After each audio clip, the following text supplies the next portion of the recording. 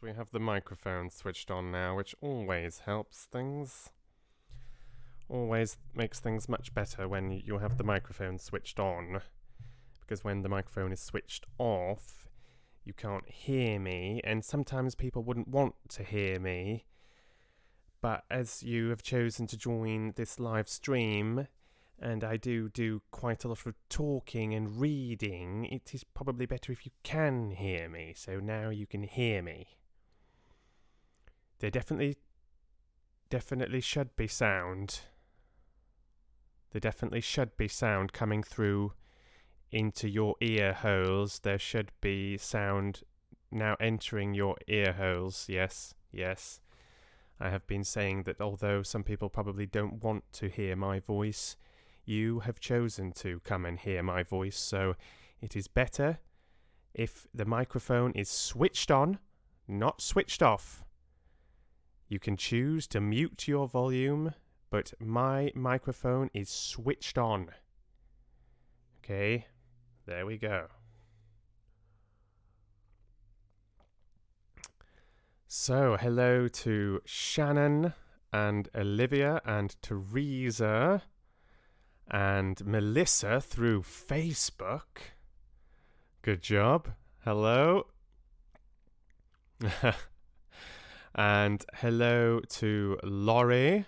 2 days in a row for both of us, I think. And Evelyn. Welcome. And Stardust. Hello. Nice to see you all. Cheers. And Mango.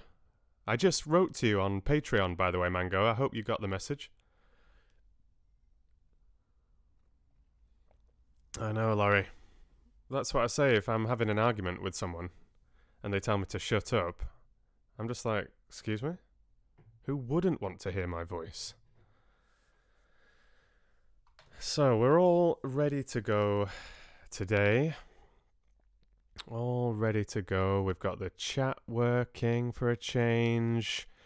I've got the right book written up at the top there, just for a change. You know, it's rather extraordinary.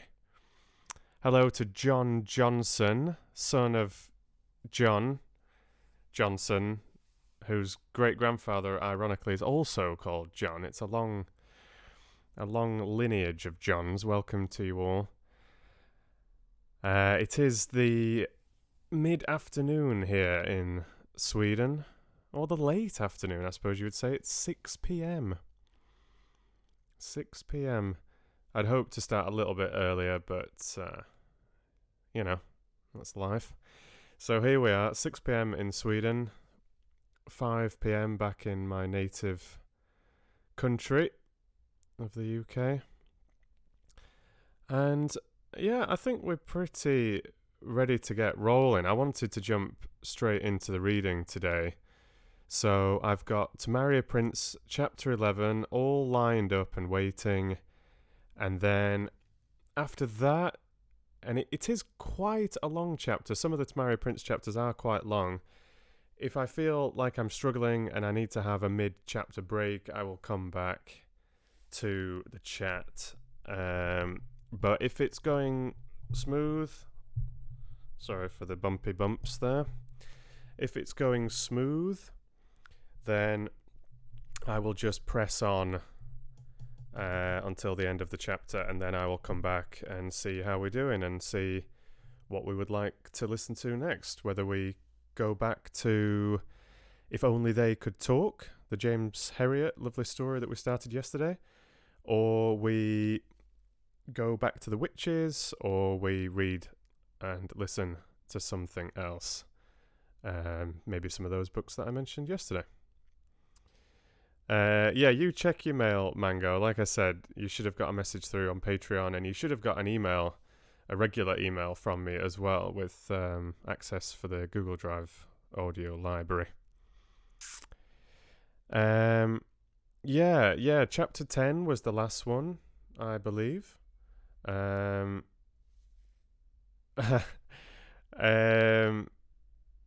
there's nothing not smooth about Prince. It's just whether I'm struggling, or if I'm getting tired. Just depends how the reading goes. Some readings are smoother than other readings, particularly when you're reading live. But I think this is the last chapter. I'm just looking back at chapter 10. It finishes with "I love you," she said. Prince fans out there, you can double check, but I think that was the last line read. I believe so. I was just checking Discord briefly. Yeah, I think it's right. But yeah, I'd really like some more witches. I think that would be really nice. I really, really enjoyed reading that yesterday. I think it was lovely. Oh, I just saw Laura's joined as well. Laura S. It's been a long time. Hope you're doing good. Nice to see you. Can anybody confirm that it is chapter 11 of To Marry Prince that we're on? I'm pretty sure, but I would hate to start. I could go rummaging around in my videos and just double check. But I was expecting maybe someone could just give me a little shout out and be like, yes, the whole "I love you" revelation was the last thing that we heard.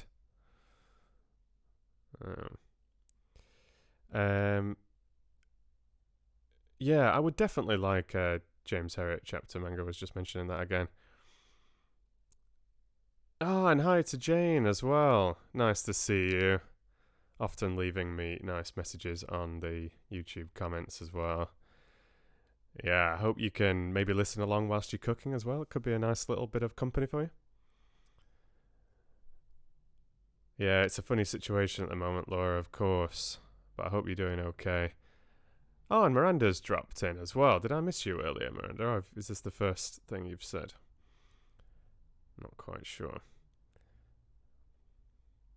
When I'm on the multi-stream view, I wasn't using that yesterday. I think I was just on the YouTube chat view. It's much easier to see you all on the YouTube chat. You all look different, like you've got your little profile pictures and everything. But if I'm on the multi-stream chat view, it just shows you all in the same colour. But it just differentiates whether you're coming in from Facebook or whether you're coming in through YouTube. So if I missed you, Miranda, you just dropped in. Good stuff. Oh, and Joyce has popped in through Facebook today. Cool, good stuff. And Katie Bug's here as well. Lovely to see you. And Connor drops in too. Brilliant. Oh, and that's so kind, Connor. Thank you very much. Very, very, very generous of you. Thanks very much.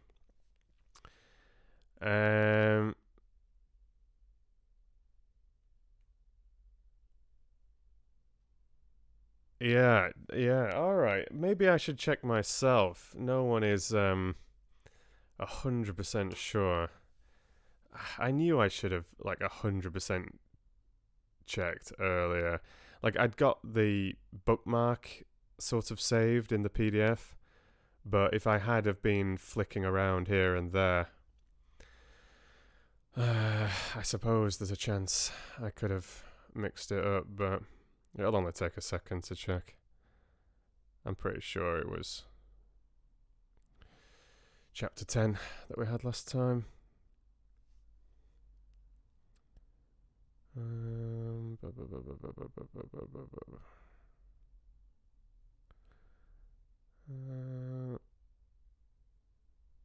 It's on here. Wait.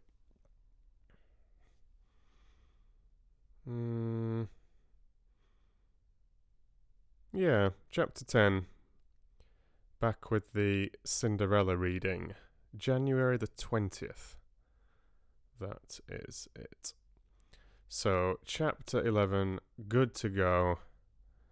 Hope you're all settled. Mighty Microbe just saying a random chapter. Thank you, Shannon. You got there just as I got there as well. I was quietly confident, but I didn't want to make a mess up. I've just washed my hair, by the way, so that's why it looks a bit floppy. It's not grease. It's fresh. It's fresh. And if you haven't listened to the other 10 chapters, Joyce was just saying, and I think Mango was saying, then just relax, just enjoy the story. Hopefully you'll just enjoy my reading. I'll try and keep it quite calm and leisurely. Maybe a little soothing. Oh, and hello to Sarah Deason as well. Thanks very much for the help there, and nice to see you. But yes, just take it easy, have it as a bit of a distraction. It's a really nice story, and it's quite an easy-going story. And hello to Kevin. It's not a stressful, tense, action-packed kind of story, leaving you on the edge of your seat.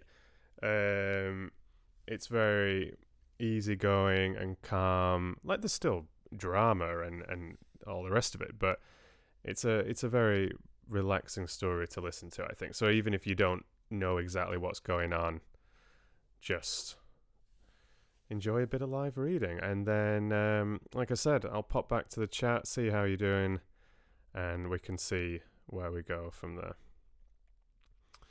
All right. Laura's ready to go for sure. Good stuff. All right. Let's do it. So I'll stick this full screen, so you behave yourselves, those of you in the chat, in today's Foxy Book Club. And I'll get stuck in to Sophie Page's To Marry a Prince. And as many of you know, this is commissioned through Patreon, so thank you again to my long, loyal patron, Teresa.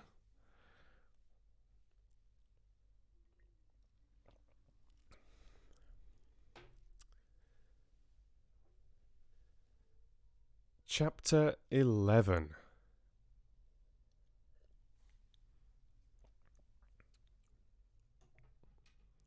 Telling the Parents. Girl About Town. Richard didn't seem to think it was quite the earth-shattering revelation that Bella did. He was very nice, of course, those beautiful manners again, and he kissed her as if he meant it. But he didn't leap to his feet and beat his chest in jungle triumph, nor did he seem very surprised, unlike Bella. She was about to point this out when the damned timer went off and their supper was ready. Frustrated, she felt that they had only half the conversation. It was like waiting for the other shoe to drop. But Richard didn't seem to feel like that. Over food, they drifted away from declarations of love. He told her about a security officer he wasn't keen on, the nightclub he'd been photographed in, the crazy diary of the next few days. Bella told him about Lottie's idea of turning Neil into a Viking oarsman. Richard snorted with laughter. I know you said he needed to get out more, but rape and pillage seems to be taking it a bit far. Neil is not a natural pillager. They won't corrupt him.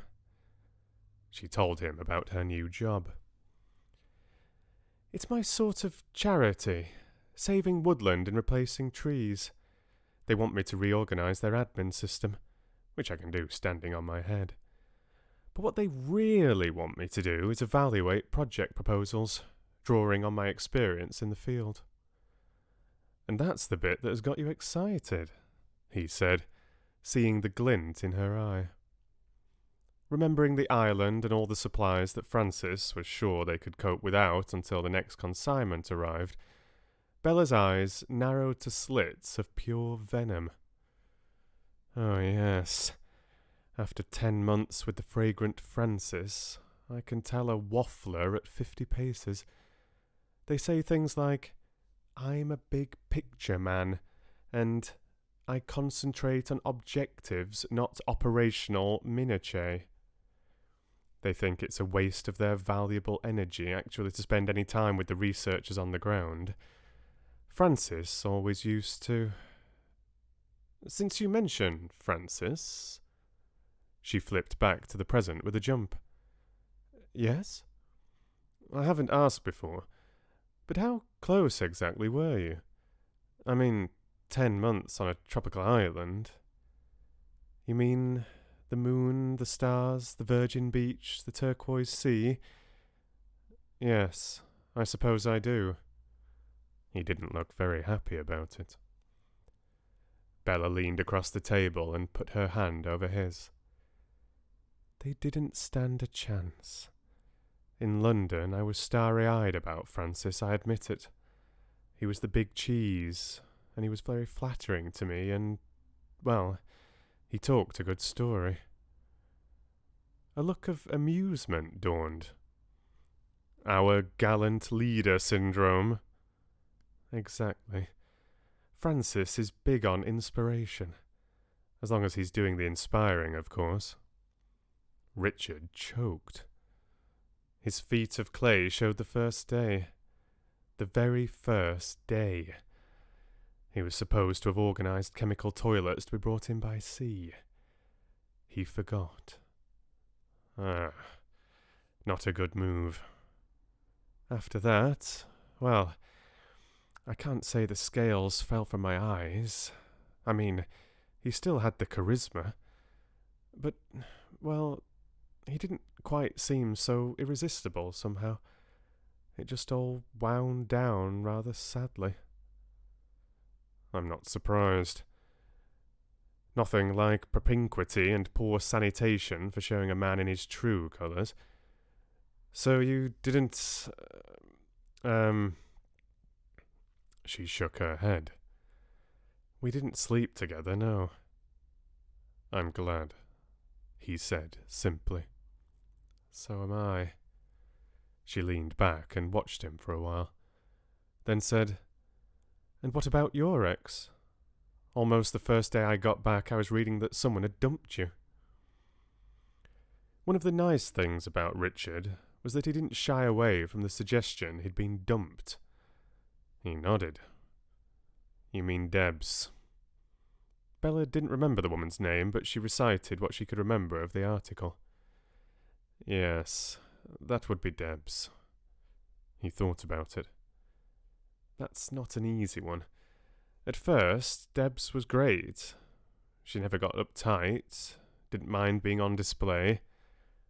Bella winced. One in the eye for me, she thought. Richard did not notice. She even laughed at the photographers when they ran down the street after us. He used to joke with them. She was so relaxed. As you know, I'm not very. I was crazy about her. Bella sat very still. He was crazy about her. Well, of course, there was going to have been someone. Of course there was. He was 29, not a kid. But she felt angry and resentful and hurt, and she wanted to kick Deb so hard she disappeared off the planet. It took her a while, but she worked it out in the end. She was jealous. It was stupid, but there it was. Richard was oblivious, still wrestling with the problem of Debs who had dumped him. You know me, Bella. I've always been a bit dull. Never late for receptions. Read my briefing. Remember it. Bella's eyes narrowed. Is this the genetic good behaviour myth again? The one you peddled before jumping my bones in the middle of a major reception? He had the grace to flush faintly, though he looked pleased at the same time. That was rather out of character for me. Even you have to admit that I don't have a lot of pizzazz. Debs had pizzazz. You dated her for her pizzazz. Bella was incredulous. What can I tell you? I'm a man. I'm shallow. You're also winding me up, said Bella, not deceived. What really went wrong? If you want to tell me, of course, she added conscientiously. Richard stopped grinning. Have you heard of the idea of the starter marriage? Well, that's what I would have been for Debs. She probably didn't know it, of course, but I watched what her friends did, and she was on the same track. Big engagement party, big wedding, lots of gadding about and flirting with the cameras. And then the wife does her thing, and the husband does his, and after a couple of years in the limelight, they're both ready to move on to someone else. I was so determined I didn't want a dynastic marriage like my parents that it took me a while to see that there are other sorts of marriage that won't do for me either. Deb's sort, for instance. So she didn't dump you? Yes and no. She did. But she wasn't the woman for me, and I knew it before she did. So I just went on not asking her to marry me until she got tired and gave me the push. I see. Bella said nothing more. But later, when they were walking back to Lottie's flat along the river, with the clouds scudding over Battersea Park, exposing and veiling a nibbled cheese moon, she said thoughtfully, "You know, Debs probably did you a favour, and Francis did the same for me. Patronising twerp. In fact, when someone stops him buggering up perfectly good research projects, he will undoubtedly make himself a fortune as a motivational speaker." Richard stopped dead, flung back his head and roared with laughter. "You're lethal," he said. "I love you too." And that was when Bella realised what she had been waiting for. Not the jungle chest beating, not the exclamations of delight and astonishment. The vow returned. She thought, "I've never felt so right before." Not that it was dramatic, or even very romantic. Richard gave her a quick hug, but said, "We'd better keep walking or you'll get cold. There's snow in the air, I think." So instead of wandering hand in hand under the London stars, they marched briskly up from the river along Chelsea Bridge Road, past the well-lit fashionable shops of Pimlico Road, then Orange Square and Mozart's statue, heading towards the flat. Only there was display in a shop window that caught Bella's eye. "What's that?" She went over to it. Richard did not resist following. It was a Christmas special in an interior design shop. In the window there was a family of mechanical polar bears, rather good ones with licorice all-sort eyes and huge powerful feet, their slab heads nodding. There were 4 of them, a mother, father, and 2 cubs, one batting the other back into line. It was kitsch, but at the same time immensely appealing. Richard peered down at Bella. "Are you crying?" "I like the little ones," she said in a muffled voice. "You are crying, you old softy." Bella sniffed unromantically. "Well, you said you loved me. I think it just caught up with me," he said in a shaken voice. "Oh, Bella, my darling, don't cry, my love, don't cry." And they did kiss then. Properly. They stood in front of the spotlit window and the first snowflakes drifted down, and neither of them noticed. People came out of the restaurant opposite, stopped, peered, then stared. They put their heads together, muttering. Then one of them brought out a phone and took a picture. Took several. The group went off, bunched together to look at the tiny screen, chattering excitedly. Bella and Richard didn't notice that either. Eventually, Richard raised his head and cupped her cheek in his gloved hand. He was breathing hard. Bella, dizzy and swaying, felt she would never remember how to breathe again. Come on, home. They ran back to the flat, hand in hand. Lottie looked up when they went into the sitting room.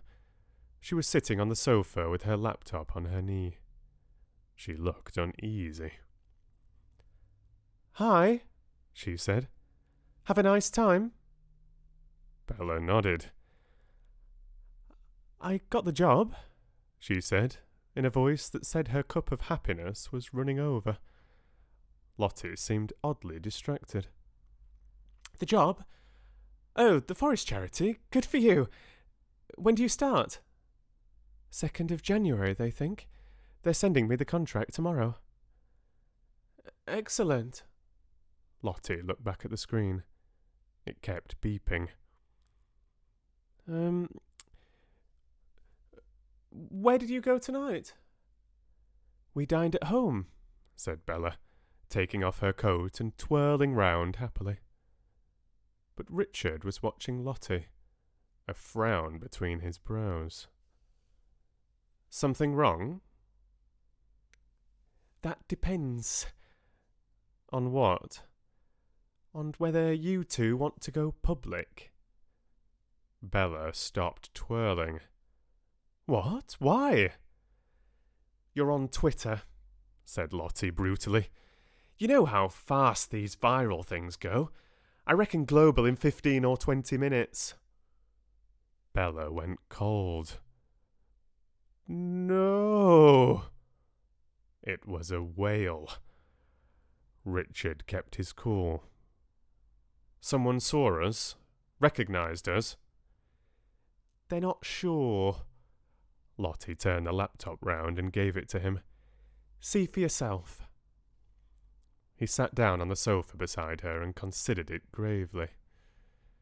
"Ah, I see." There were 3 photos.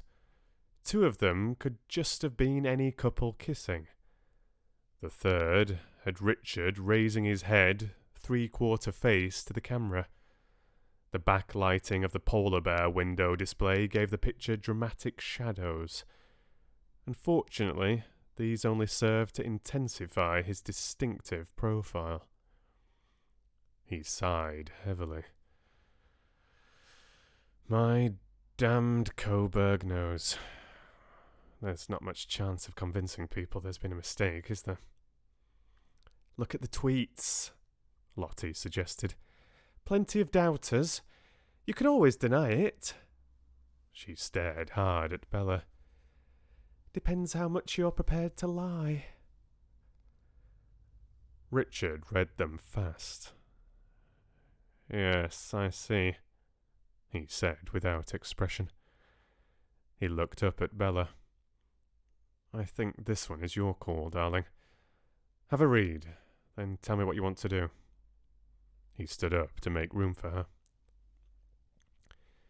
She sat down and tried to focus on the messages. The limit on characters meant there were many so compressed that she couldn't understand them, but others were clear enough.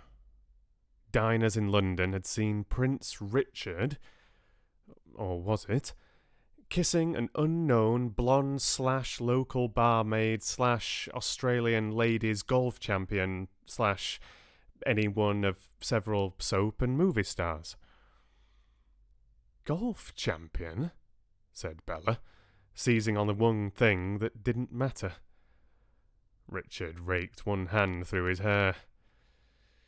"I danced with her at a sports personality bash. The photo's on my file, that's all. I barely know the woman." He sighed.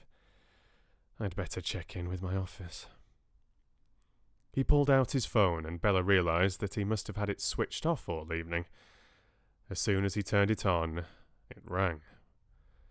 He looked at the caller's name and sighed, then answered with his usual dutiful calm. "Hello, Monty." "Yes, I've heard." No, I don't think that's necessary. I will work on a statement with you tomorrow. Tomorrow, Monty? You can come and see me at 8. I'll even give you breakfast. The moment he cut the call, his phone rang again. He looked at the screen and groaned. Hello, Mother. Yes, so I hear. I'm surprised you have, though. I didn't know you were on Twitter. Oh, Lady Pansy told you, did she? Don't see her as a typical Twitterer either. There was silence, while he listened to what was clearly a vehement maternal lecture. I'm not being evasive, Mother. I just haven't made up my mind yet. Be assured that when I do, you'll be the first to know. What? No, not tonight. I'm talking to my press secretary tomorrow about the options. And can I just point out that this is not life and death or even a bad case of measles? Yes, we'll clear any statement with Father. And you, of course. Another shorter harangue. Richard stiffened. Suddenly his voice turned icy. Very well, Mother. Thank you. I will bear that in mind. Good night. He nearly shattered the phone when he pressed the call end button.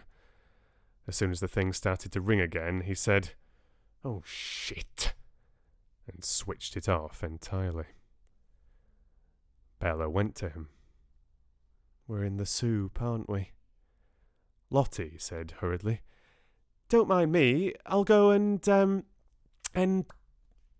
tidy something. But Bella said, No, don't go, Lots. You're good at this PR stuff. Richard, it's okay if Lottie stays, isn't it? He said with sudden bitterness, You probably ought to have your own press team and a lawyer to boot. Of course Lottie must stay. Bella pulled herself together. Then take your coat off and let's talk. Lottie, can you think what you would advise us? You? Said Richard swiftly. This has to be your decision. Bella did not argue. Okay. What would you advise me to do, Lottie? Think about it. I'm going to make a pot of strong coffee and then we can sit down and talk. We need to agree a strategy. Cool, said Lottie, clearly relieved. But Richard looked surprised. Don't worry about her, Lottie said kindly, leading him to the sofa. That is one seriously together woman. You're in safe hands. Trust me on this. Bella came back with a cafetiere of maximum strength medium roast, 3 mugs and 2 litres of semi-skimmed milk. Richard took his black. He swigged half a mug in one go. It was the only sign of agitation he betrayed. I wish I smoked, said Lottie, who was less controlled than the Prince of Wales. However, her summing up of the situation was masterly. You have 3 options, Bella. First of all, you don't have to say a thing. The photo is clearly Richard, but it's not so clear of you. You've done a good job of keeping below the radar so far. None of the Royal Watchers have ever heard of you. You can keep your mouth shut and ride out the story. She paused, looking from one to the other of them. Of course, that means you'll have to stop seeing each other. The story's out there, and the press are going to keep after Richard until they find the answer to the secret of his mystery companion. Richard said swiftly, An answer. I doubt if they'd ever be able to identify you for sure, Bella. But I don't want to stop seeing you, she said. That's a no-brainer. He gave her such a blinding smile that for a moment she couldn't think of anything else. Right, said Lottie. Then here are your other options. You can lie, you can stay silent and hope it all goes away, or you can fess up. All of these depend on Richard's cooperation. Of course, he said. Bella never asked for this. I got her into it. I'll confirm, whatever she's happiest with. He spoke direct to Lottie, not looking at Bella. Lottie nodded. Thank you. She turned to her friend. The first thing you have to remember is once you've told a story, there's no going back. You can fudge and finesse, or you can downright lie, but if you decide not to come clean, you have to keep on lying. Do you want to do that? From experience, I know it can be done, but often it's more painful than telling the truth, and it certainly goes on for longer. The tabloids have scented a story, and they will dig and keep on digging after it. Richard said quietly, She's right. Lottie looked straight at Bella, serious-faced.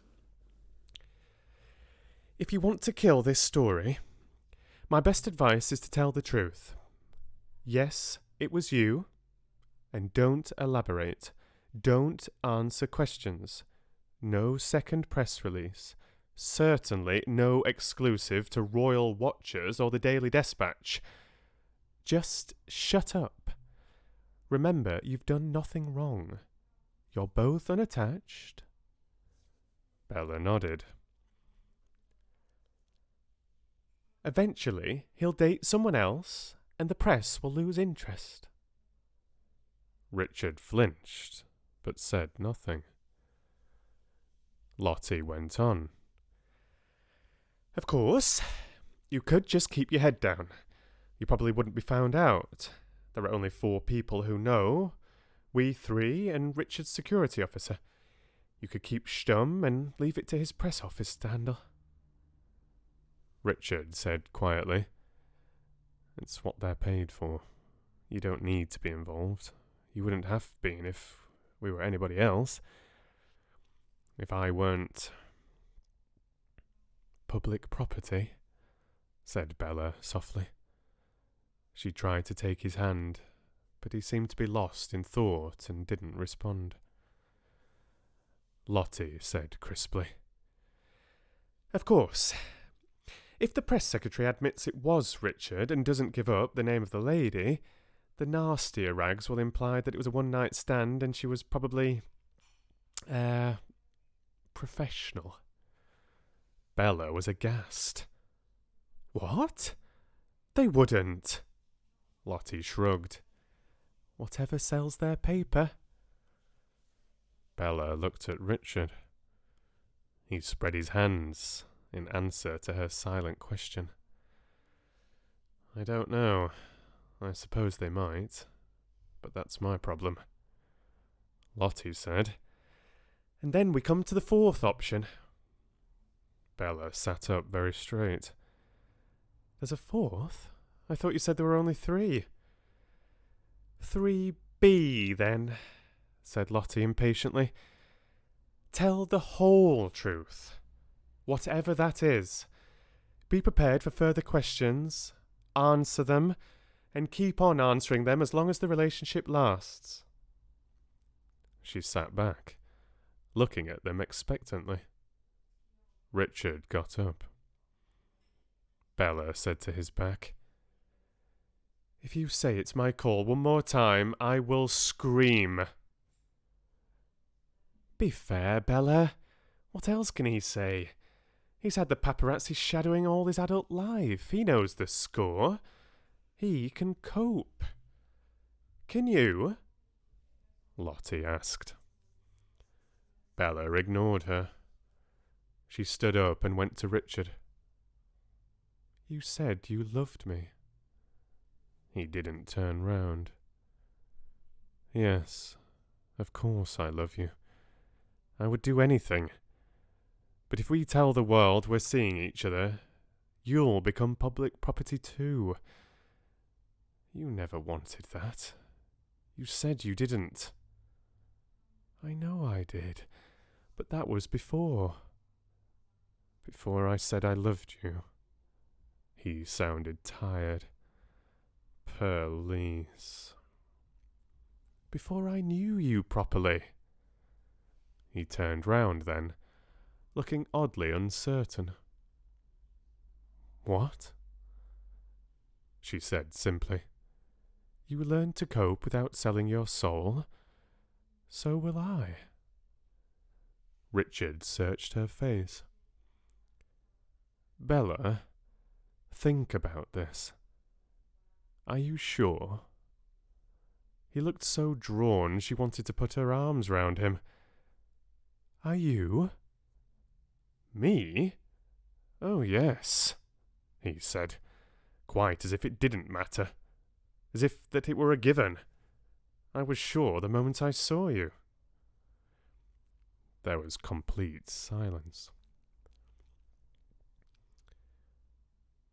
Oh, Bella said, on a long note of wonder. He searched her face.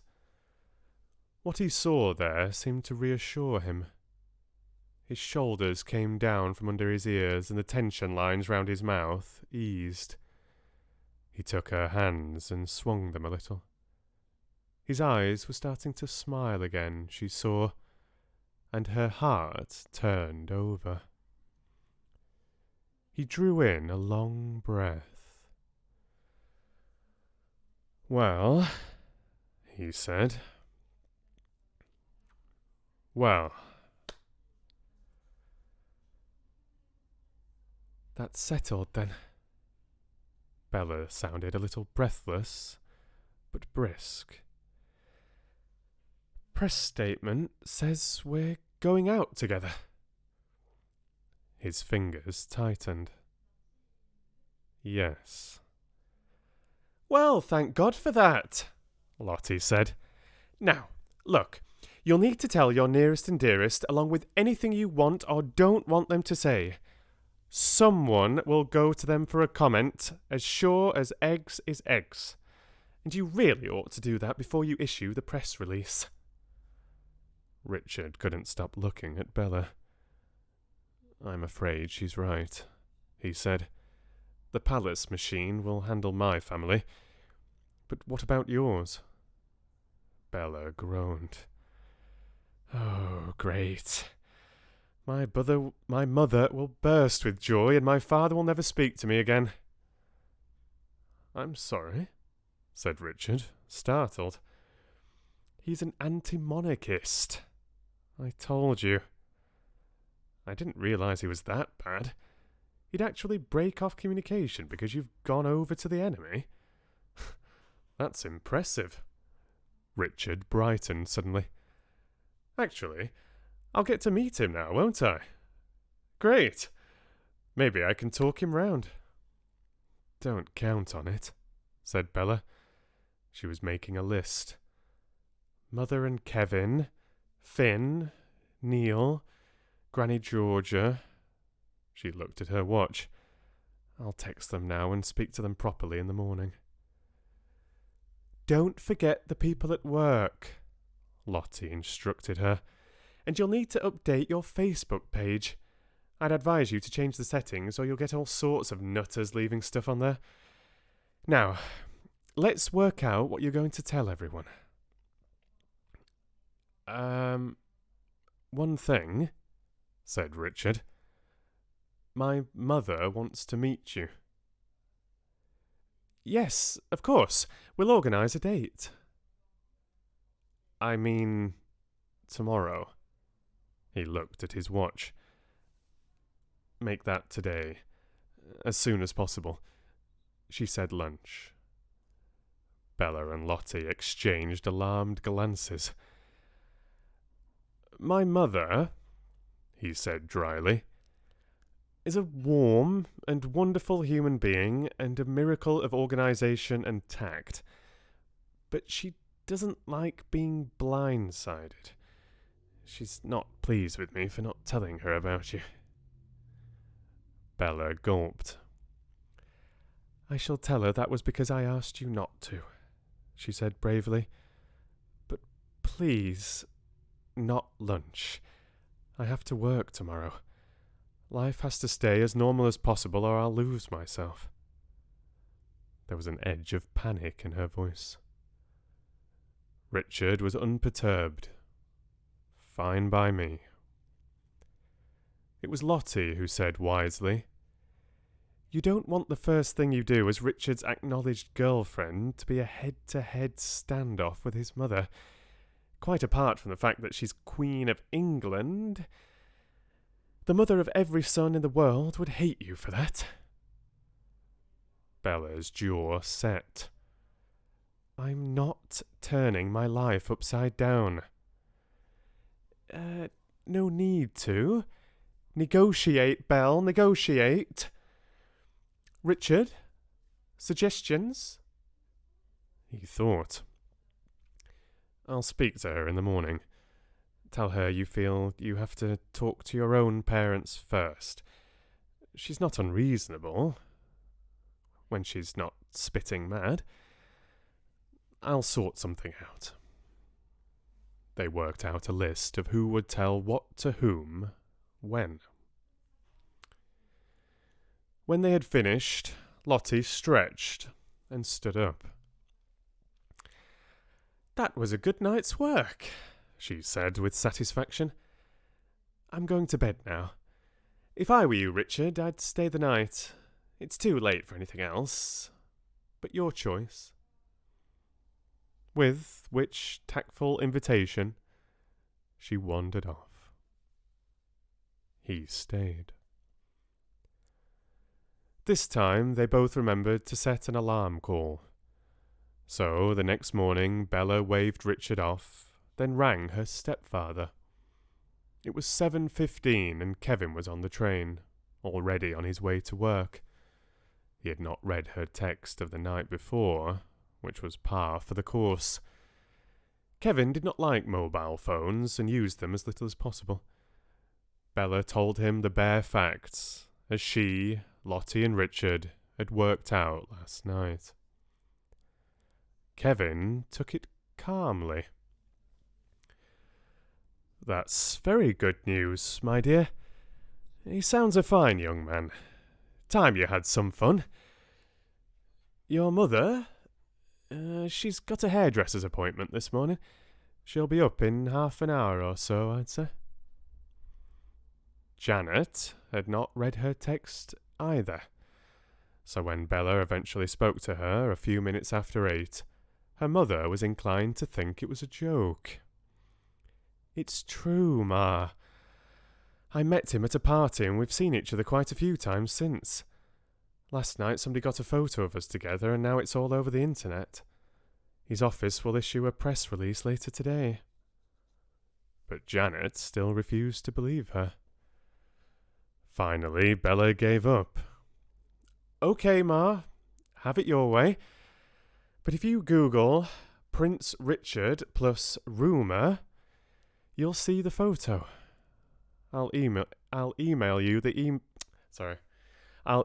the press release when it comes out. Call me if you want to talk about anything." Her father texted, "Disbelief here. Where are your principles?" To which Bella replied immediately, "Your principles, Phineas Fogg." Granny Georgia texted, "I look forward to meeting him. Back on Christmas Eve." Bella went to work. At 9, Richard's office sent her a copy of the draft press release for her approval. She approved. At 9:20, Richard rang. "It's gone." She could hear that he was in the car. "I'm saying to anyone asked that it's a private matter and I'm not giving any interviews." "Where are you going?" "Municipal swimming baths. I'm opening them. Followed by a diving display and races between first-year swimmers of all ages. Followed by lunch with the mayor." "Wow. Rock on." He laughed. "You?" About to tell the evil dentist and his cohorts that when they see the papers at lunchtime, Yes, it's me. Good luck. They won't care, said Bella, surprised. But she was wrong. After she'd sent a brief email around the system, she was astonished by the messages of goodwill she got in reply. The hygienists bought her a Groucho Marx mask, complete with glasses and cigar, for getting out of buildings unnoticed. Everyone seemed to be pleased for her. Bella was touched. Janet, once she grasped that Bella had not been winding her up after all, was uncontrollable. She phoned continually, wanting details, strategies. When could they meet him? When could she tell the golf club ladies? Ma, we've just told the world. The golf club ladies will know.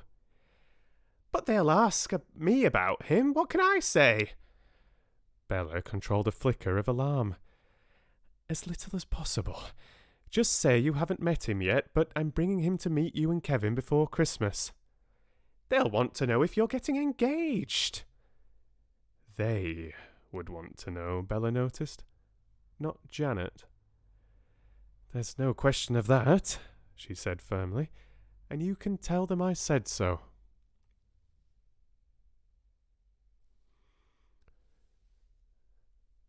That's actually the end of chapter 11. It always catches me off guard, this PDF reader.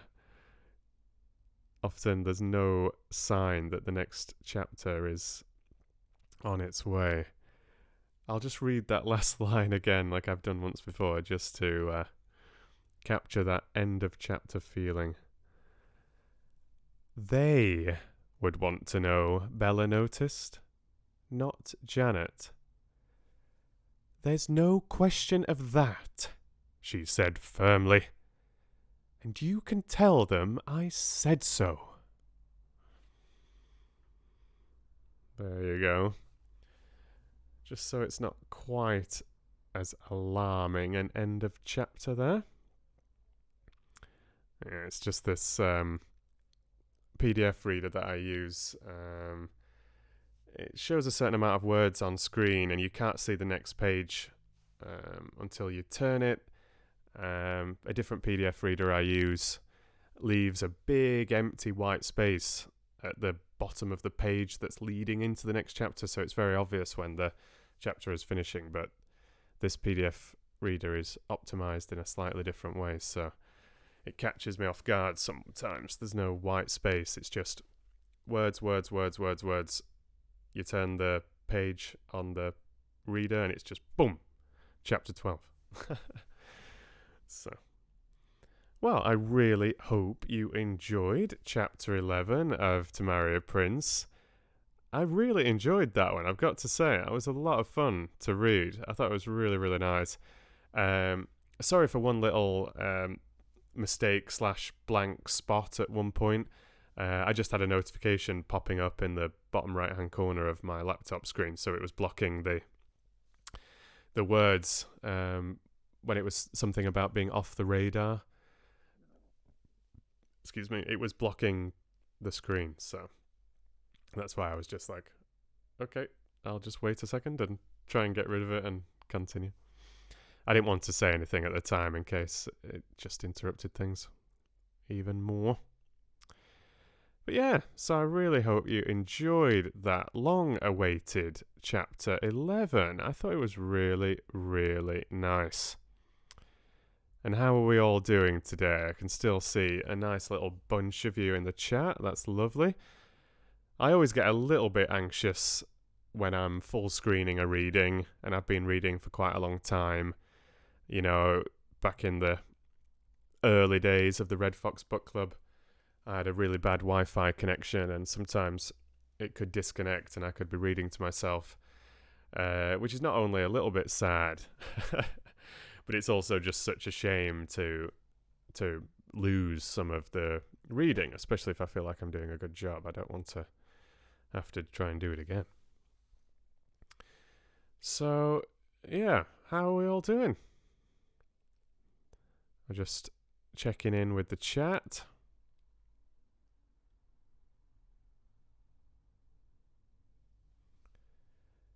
Oh, are you thinking of joining Patreon yourself, Connor? That would be absolutely wonderful if you can support me a little bit there. It's massively appreciated. And obviously, depending which level you join me on Patreon, you can get some extra features as well. There's a smaller audio library, my full audio library, and then there's a behind the scenes audio library as well. But even joining at the first tier, the $1 acolyte tier, you still get access to all the Patreon posts, like the patron only posts where I share early access chapters and things like that. So you still get quite a bit even at that first tier, but the higher tiers get more and more content, of course.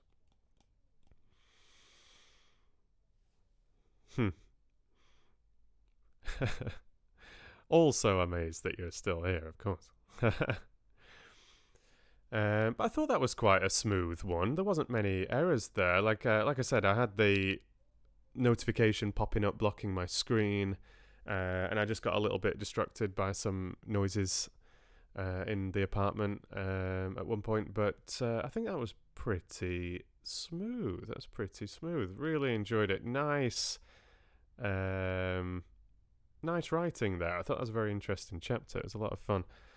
So, yeah, very, very nice indeed.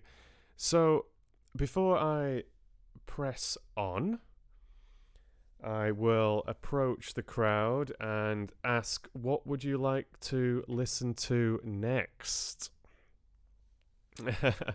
Yeah, you did indeed, Teresa. It was a smooth chapter, and I hope it was quite smoothly narrated as well. Just stretching my back a little bit. I've been leaning forward slightly and sat in the same place for a while. So, what would you like to listen to next? We have James Herriot's If Only They Could Talk, that we started yesterday. There is chapter 12 of To Marry a Prince, of course. I won't do a back-to-back just now. I just want to have a little bit of mind space. But I will definitely be doing some more To Marry a Prince this week. Absolutely, 100%. I would love to stream tomorrow and Friday as well. So we can definitely have another chapter this week. No doubt about it. But it's nice to mix things up as well. So there's James Herriot's If Only They Could Talk that we started yesterday. We've got The Witches by Roald Dahl that we started yesterday.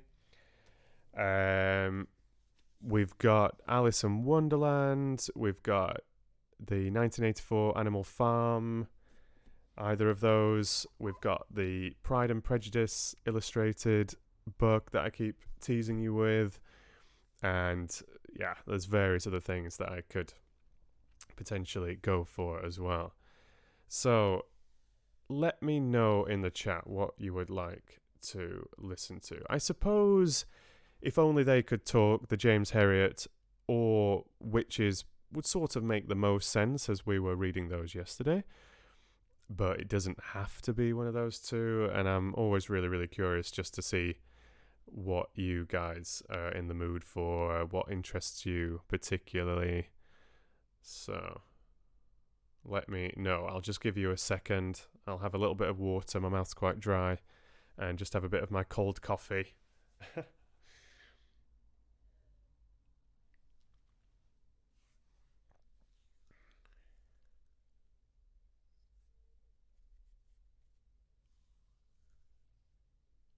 A lot of votes for Witches. Nice to see a vote for Pride and Prejudice as well. I'm definitely going to start that again at some point. I've already started it 2 or 3 times. So it would be nice to actually make some really good progress with them.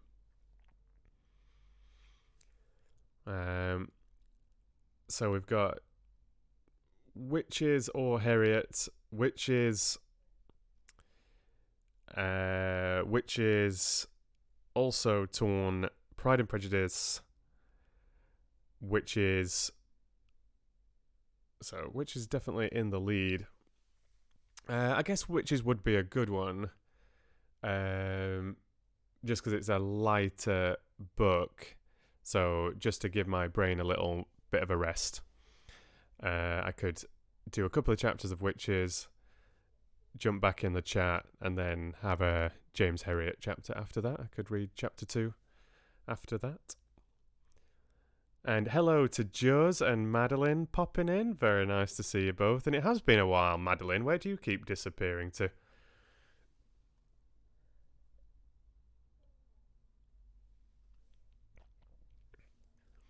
Yeah, it's quite true that, Joyce. I think if only they could talk, it has a certain style to it, doesn't it? Where you don't necessarily need to fully know the story to still enjoy the chapters very much, because each chapter often has a sort of little story within it, whether it's a particular a particular incident in the veterinary surgery or a particular case out in one of the farmers' fields. So there's obviously a consistent story throughout, but there's little mini adventures within it as well. So it does work very well, for sure. But yeah, I'll go for... There was lots of Witches votes as well. So I'll have a couple of chapters of Witches, come back to the chat, see how you're doing. Just have a chill for a few minutes, and then we can have a James Herriot chapter after that. Sounds good, I think. Yeah, exactly, Mango. Exactly. Yeah, the TV show is sort of the same, isn't it? There's often sort of like a theme, a little standalone story within each one, but there's the consistent characters throughout. Oh, I keep trying to use this mouse and forgetting that I can't ever use it when I'm live streaming, which is really annoying. Which is why when I've always had the new webcam sat on the top of my laptop, the screen is bouncing around when I'm trying to type. Because the bouncing around would happen regardless unless I change the setup. But it's just even trickier because I'm also using the mouse pad as well. But yeah, this laptop, it's a great laptop, but it's only got 2 USB ports. One is for the microphone, one is for the webcam. So my wireless mouse with its little USB dongle thing has to go bye-bye. But with this setup, it's not quite as disruptive, but I still keep forgetting that I can't click it. I normally put it out of the way so I don't think about it. But I'm going to remember to change the text today because I promised I would. I'm so organised today. It's quite frightening, really. So just bear with me a moment.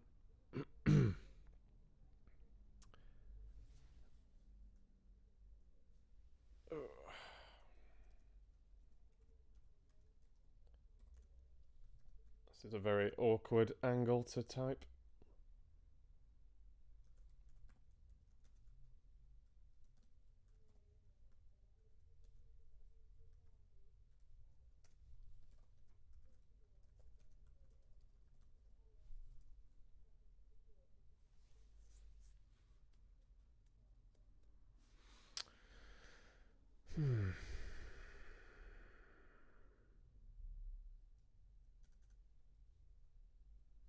Oops.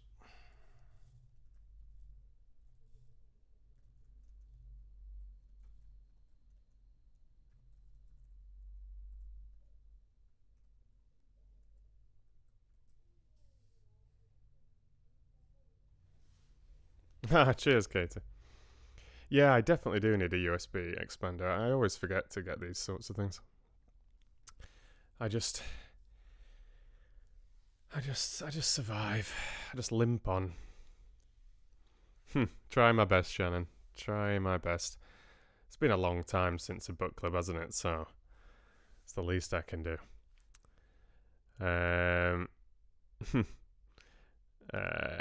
Freewheeling Skeptic, you're back again. Nice to see you. Yeah, we'll have James Herriot after this one. Oh, sorry, I've written James. Oh, that's what I get for being so organised. That's what I get for being so organised. Oh, I wrote the wrong book. Should we just have James Herriot instead? And then have witches after that? Because I will get more tired, so I guess it makes more sense in a way. There's a logic. There's a logic to both options. But I'll go for James Herriot next. And then we'll have the witches after that. Then it gets more leisurely as I go on. Just having a little peek at this second chapter. It's a bit longer than the first one. And there's some new characters coming into this chapter, but with this being a live reading and it's not a book that I'm hugely familiar with, I think I will probably just keep things quite simple.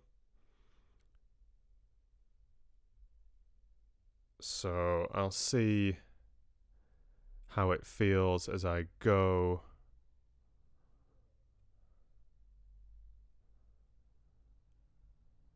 Yeah. I'll see how I feel.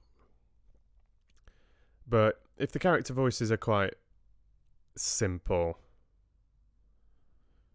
then let me off. Just have the focus on some calm, leisurely reading, and we can just enjoy a really lovely story. Yeah.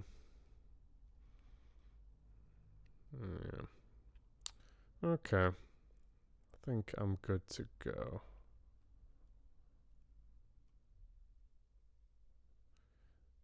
Good to be reading about good old Yorkshire, my home county again. Always makes me happy.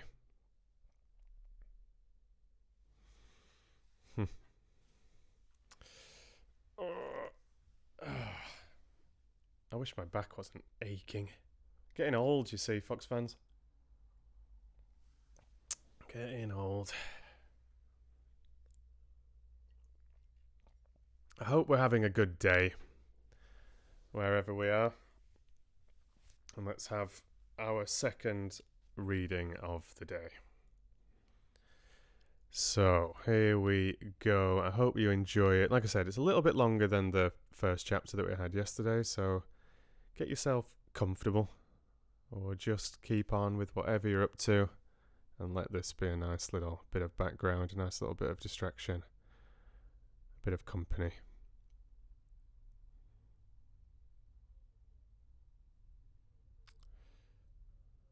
Okay.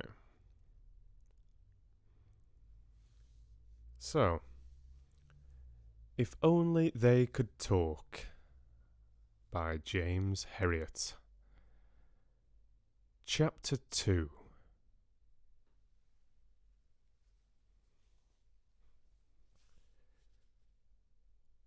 It was hot in the rickety little bus, and I was on the wrong side, where the July sun beat on the windows. I shifted uncomfortably inside my best suit and eased a finger inside the constricting white collar.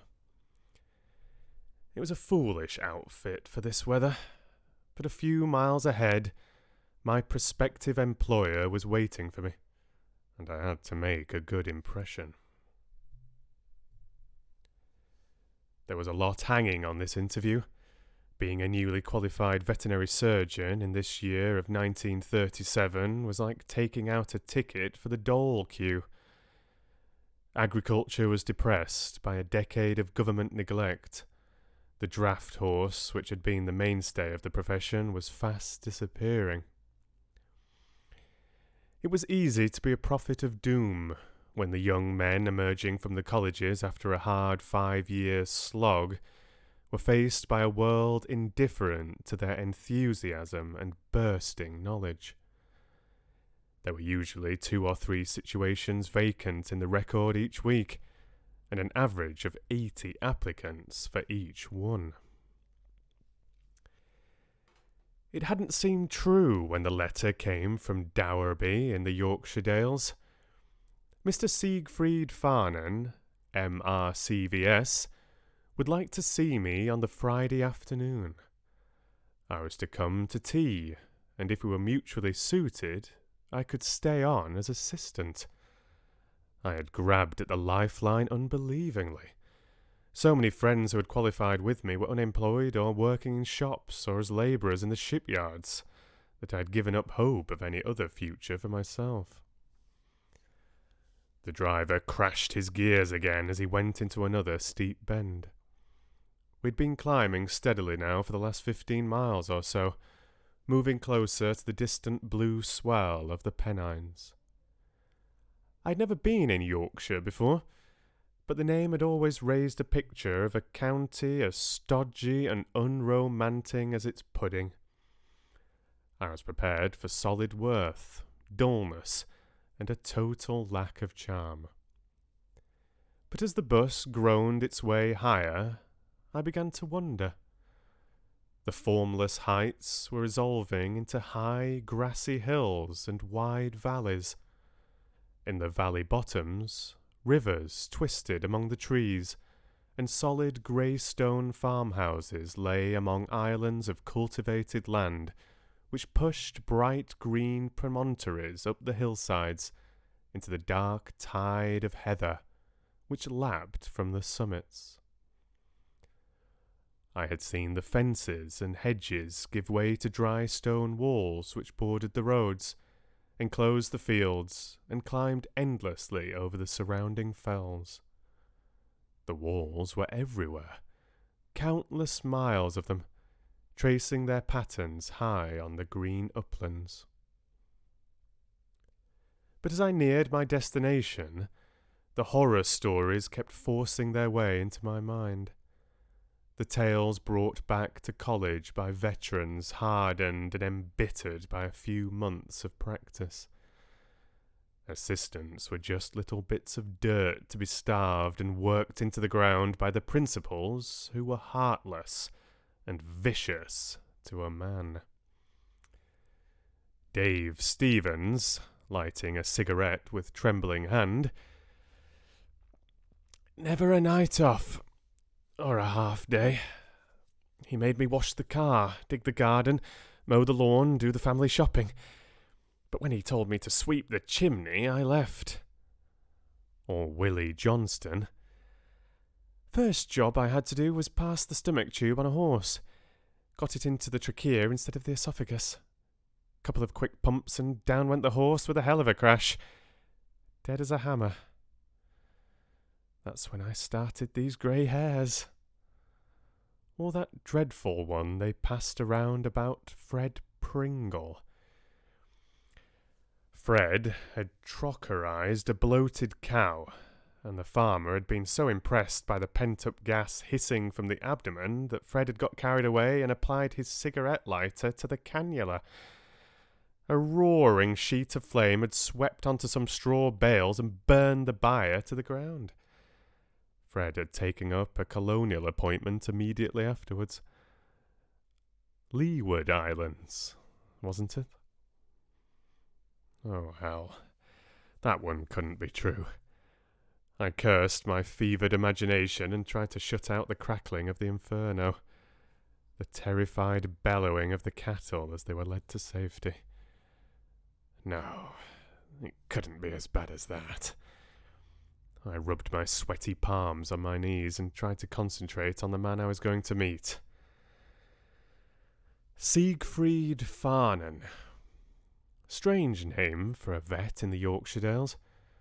Probably a German who had done his training in this country and decided to set up in practice. And it wouldn't have been Farnan in the beginning. Probably Faranen. Yes, Siegfried Faranen. He was beginning to take shape. Short, fat, roly-poly type with merry eyes and a bubbling laugh. But at the same time, I had trouble with the obtruding image of a hulking, cold-eyed, bristle-skulled Teuton, more in keeping with the popular idea of the practice boss.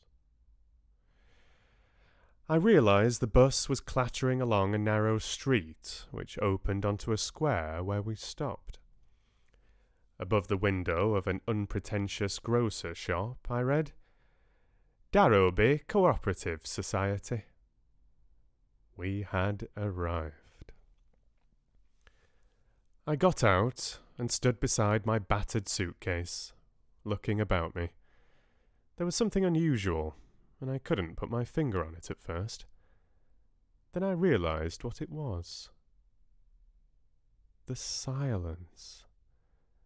The other passengers had dispersed. The driver had switched off his engine, and there was not a sound or a movement anywhere. The only visible sign of life was a group of old men sitting round the clock tower in the centre of the square, but they might have been carved from stone. Darrowby didn't get much space in the guidebooks, but when it was mentioned, it was described as a grey little town on the River Darrow, with a cobbled marketplace and a little of interest except its 2 ancient bridges. But when you looked at it, its setting was beautiful. On the pebbly river, where the houses clustered thickly and straggled unevenly along the lower slopes of Herne Fell.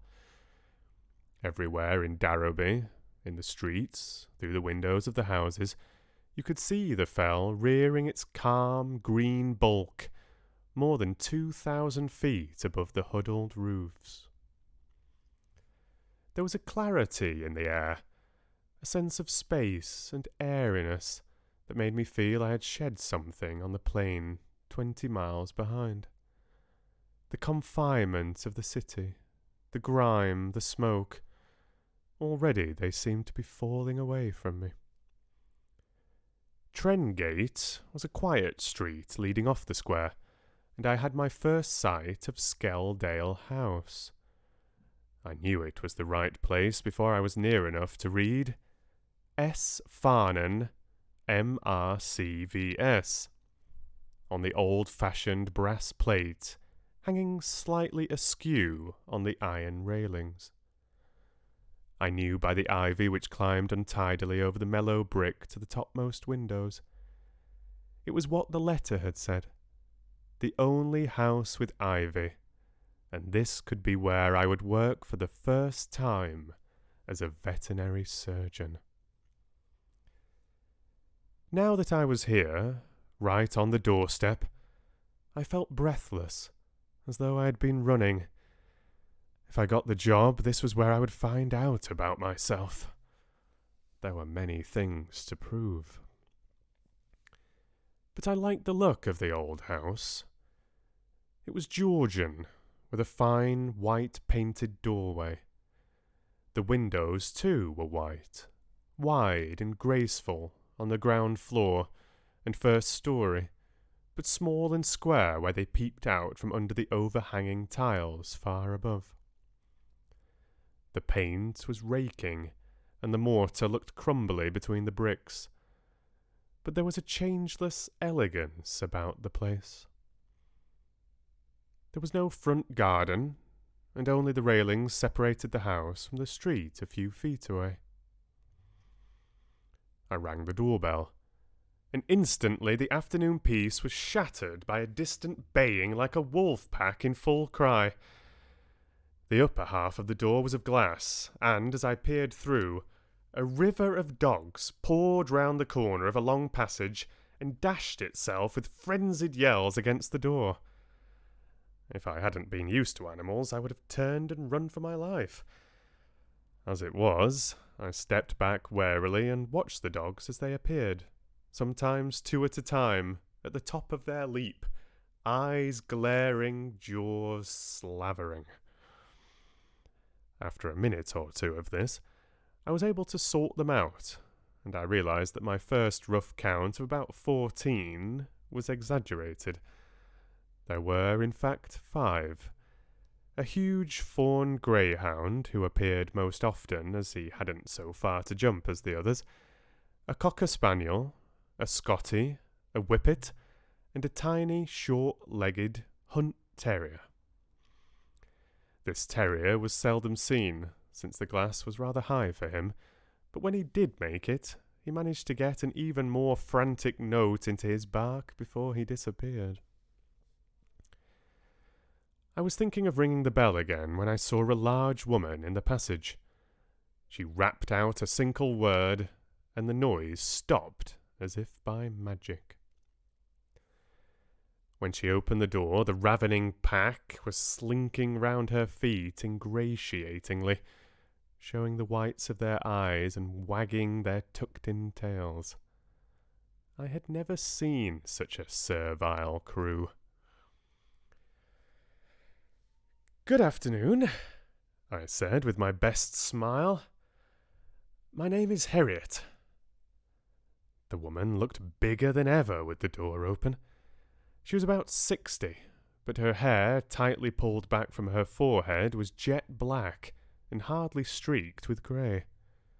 She nodded and looked at me with grim benevolence, but she seemed to be waiting for further information. Evidently, the name struck no answering spark. "Mr. Farnan is expecting me. He wrote asking me to come today."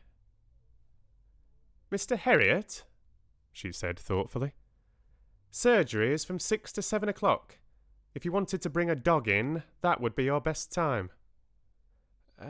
No, I said, hanging on to my smile.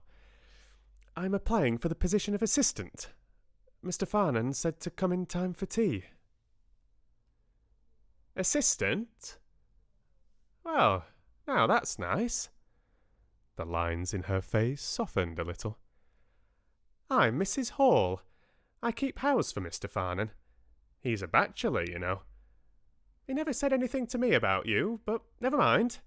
Come in and have a cup of tea. He shouldn't be long before he's back."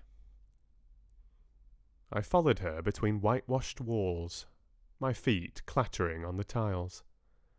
We turned right at the end into another passage, and I was beginning to wonder just how far back the house extended when I was shown into a sunlit room. It had been built in the grand manner, high-ceilinged and airy, with a massive fireplace flanked by arched alcoves. One end was taken up by a French window which gave on a long, high-walled garden. I could see unkempt lawns, a rockery, and many fruit trees.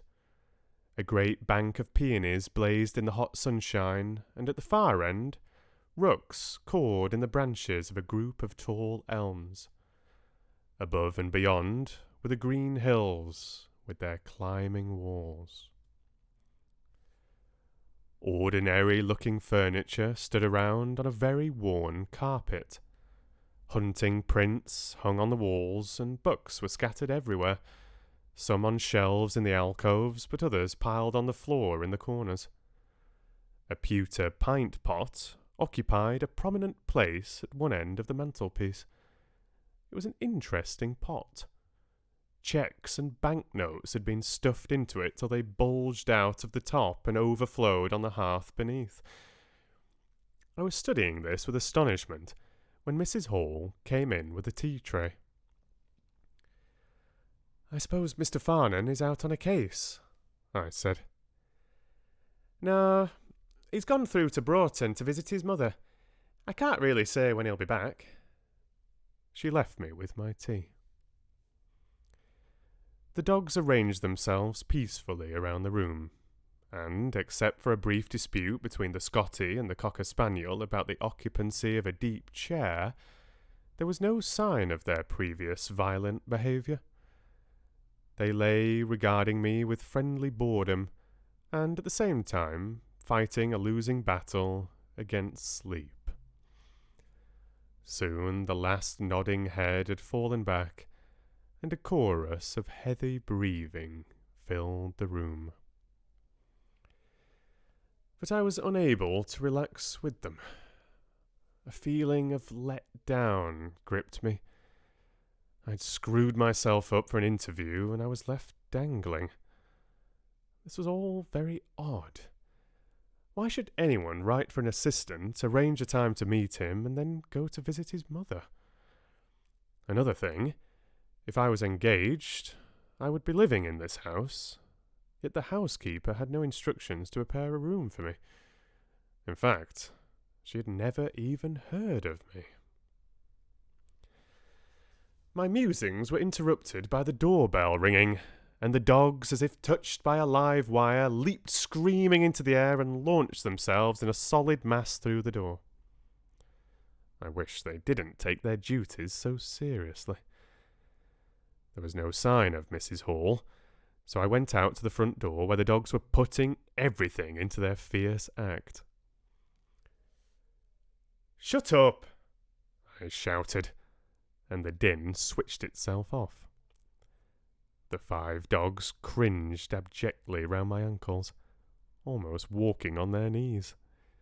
The big greyhound got the best effect by drawing his lips back from his teeth in an apologetic grin. I opened the door and looked into a round, eager face. Its owner, a plump man in Wellington boots, leaned confidently against the railings. "Hello, hello. Mr. Farnan in?" "Not at the moment. Can I help you?" "Aye, give a message when he comes in. Tell him Bert Sharp of Barrow Hills has a cow what wants boring out." "Boring out?" "That's right. She's no but going on 3 cylinders. 3 cylinders? Aye, and if we don't do summat, she'll rang in her, won't she?" "Very probably." "Don't want Felon, do we?" "Certainly not." "OK, you'll tell him then. Ta-ta." I returned thoughtfully to the sitting room. It was disconcerting, but I had listened to my first case history without understanding a word of it. I'd hardly sat down when the bell rang again. This time I unleashed a frightening yell which froze the dogs when they were still in mid-air. They took the point and returned, abashed, to their chairs. This time it was a solemn gentleman, with a straightly adjusted cloth cap resting on his ears, a muffler knotted precisely over his Adam's apple, and a clay pipe growing from the exact centre of his mouth. He removed the pipe and spoke with a rich, unexpected accent. "My name's Mulligan, and I want Mr. Farnan to make up some medicine for me dog." What's the trouble with your dog, Mr. Mulligan?" He raised a questioning eyebrow and put a hand to his ear. I tried again with a full-blooded shout. "What's the trouble?" He looked at me doubtfully for a moment. "He's vomiting sore, vomiting bad." I immediately felt on secure ground now, and my brain began to seethe with diagnostic procedures. "How long after eating does he vomit?" The hand went to the ear again. "What's that?" I leaned close to the side of his head, inflated my lungs, and bawled, "When does he vomit? I mean, vomit!" Comprehension spread slowly across Mr. Mulligan's face. He gave a gentle smile. "Oh, aye, he's vomiting. Vomiting bad, sir." I didn't feel up to another effort, so I told him I would see to it and asked him to call later. He must have been able to lip-read me because he seemed satisfied and walked away. Back in the sitting room, I sank into a chair and poured a cup of tea. I had taken one sip when the bell rang again. This time, a wild glare from me was enough to make the dogs cower back in their chairs. I was relieved they had caught on so quickly. Outside the front door, a lovely red-haired girl was standing. She smiled, showing a lot of very white teeth.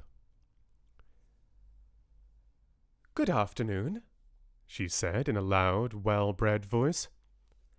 "I am Dinah Brompton. Mr. Farnan is expecting me for tea." I gulped and clung to the door handle. "He's asked you to tea?" The smile became fixed. "Yes, that is correct," she said, spelling the words out carefully. "He asked me to tea." "I'm afraid Mr. Farnan isn't at home. I can't say when he'll be back." The smile was plucked away. "Oh," she said, and she got a lot into the word. "At any rate, perhaps I could come in." "Oh, certainly, do come in. I'm sorry," I babbled, suddenly conscious that I'd been staring open-mouthed at her. I held open the door, and she brushed past me without a word. She knew her way about, because when I got to the first corner, she had disappeared into the room. I tiptoed past the door and broke into a gallop, which took me along another 30 yards or so of twisting passage to a huge stone-flagged kitchen. Mrs. Hall was pottering about there, and I rushed at her. "There's a young lady here, a Miss Brompton. She's come to tea too." I had to fight an impulse to pluck at her sleeve. Mrs. Hall's face was expressionless. I thought she might have started to wave her arms about, but she didn't even seem surprised. "You go through and talk to her, and I'll bring a few more cakes," she said. "But what the heck am I going to talk to her about? How long is Mr. Farnan going to be?" "Oh, just chat to her for a bit. I shouldn't think he'll be very long," she said calmly. Slowly, I made my way back to the sitting room, and when I opened the door, the girl turned quickly with the makings of another big smile. She made no attempt to hide her disgust when she saw it was only me. "Mrs. Hall thinks he should be back fairly soon. Perhaps you would join me in a cup of tea while you're waiting." She gave me a quick glance which raked me from my rumpled hair to my scuffed old shoes. I realised suddenly how grimy and sweaty I was after the long journey. Then she shrugged her shoulders and turned away. The dogs regarded her apathetically. A heavy silence blanketed the room. I poured a cup of tea and held it out to her. She ignored me and lit a cigarette. This was going to be tough, but I could only try. I cleared my throat and spoke lightly. "I've only just arrived myself. I hope to be the new assistant." This time she didn't trouble to look around. She just said, "Oh." And again, the monosyllable carried a tremendous punch. "Lovely part of the world, this," I said, returning to the attack. "Yes. I've never been in Yorkshire before, but I like what I've seen." "Oh. Have you known Mr. Farnan very long?" "Yes. I believe he's quite young, about 30. "Yes." "Wonderful weather." "Yes." I kept at it with courage and tenacity for about 5 minutes, hunting for something original or witty.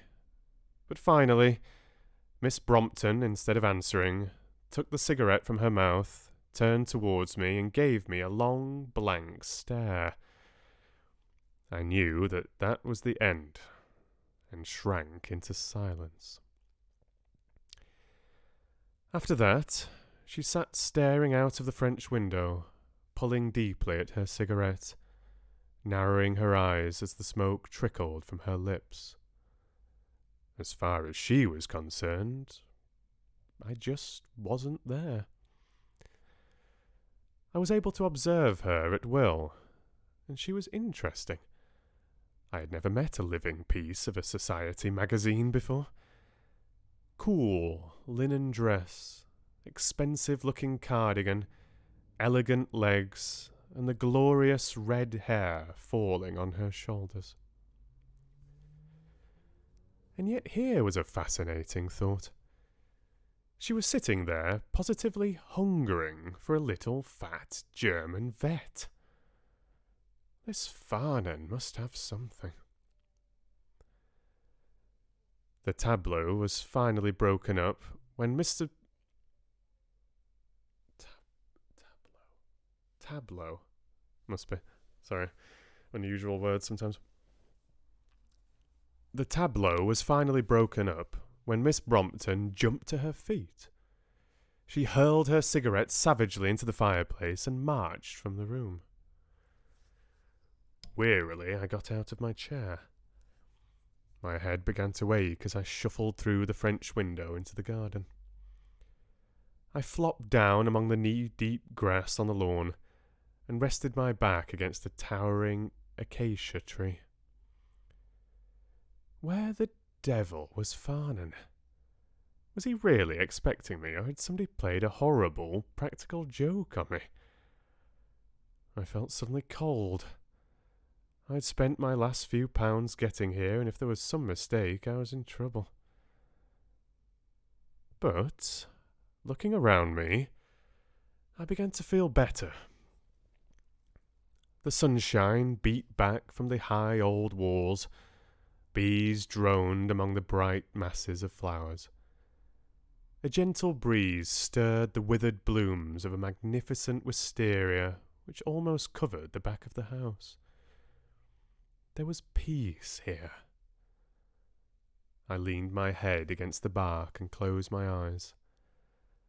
I could see Herr Farnan, looking just as I had imagined him, standing over me. He wore a shocked expression.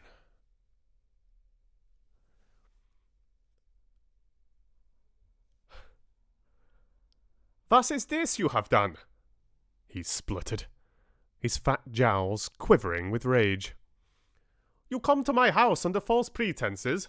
You insult Fraulein Brompton. You drink my tea. You eat my food. What else do you do, hein? Maybe you steal my spoons. You talk about assistant, but want no assistance. Is best I telephone the police." Herr Farnan seized the phone in a pudgy hand. Even in my dream, I wondered how the man could use such a completely corny accent. I heard the thick voice saying, "Hello, hello?" And I opened my eyes. Somebody was saying, "Hello," but it wasn't Herr Farnan. A tall, thin man was leaning against the wall, his hands in his pockets. Something seemed to be amusing him. As I struggled to my feet, he heaved himself away from the wall and held out his hand. "Sorry you've had to wait. I'm Siegfried Farnan." He was just about the most English-looking man I had ever seen. Long, humorous, strong-jawed face, small, clipped moustache, untidy, sandy hair. He was wearing an old tweed jacket and shapeless flannel trousers. The collar of his check shirt was frayed, and the tie carelessly knotted. He looked as though he didn't spend much time in front of a mirror. Studying him, I began to feel better, despite the ache in my neck where it had rested against the tree. I shook my head to get my eyes fully open, and tufts of grass fell from my hair. "There was a Miss Brompton here," I blurted out. "She came to tea. I explained you had been called away." Farnan looked thoughtful, but not put out. He rubbed his chin slowly. Yes. Well, never mind. But I do apologise for being out when you arrived. I have a shocking memory, and I just forgot. It was the most English voice, too. Farnan gave me a long, searching look. Then he grinned. Let's go inside. I want to show you round the place.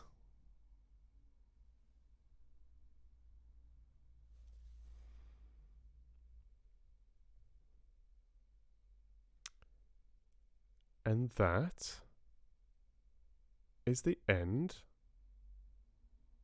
of chapter 2. I see some unusual spamming going on in the chat.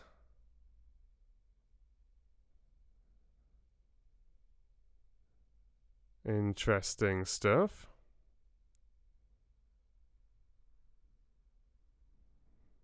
Alright. Yeah, can't say I'm familiar there. Sorry that some spamming has been going on whilst I was hoping that you were just enjoying the stream.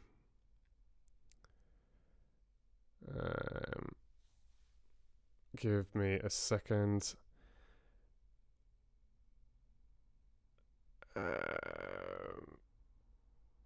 Give me a second.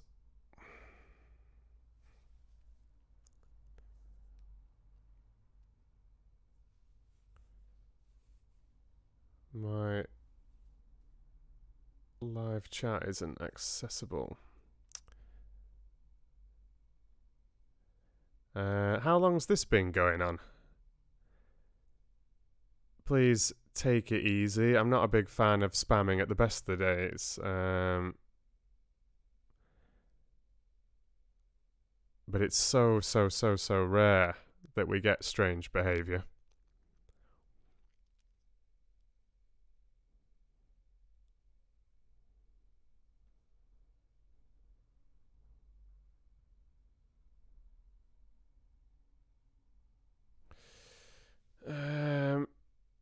Yeah, just give me a second, guys. Sorry. Trying to access my live dashboard, but it's showing that I'm offline, which I'm obviously not. Let me just refresh it. 1 second.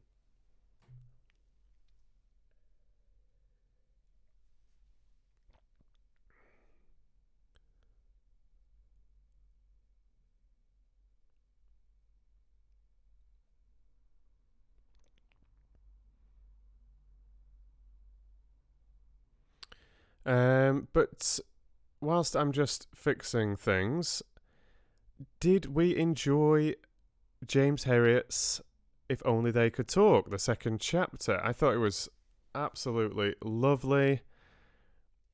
Seriously nice.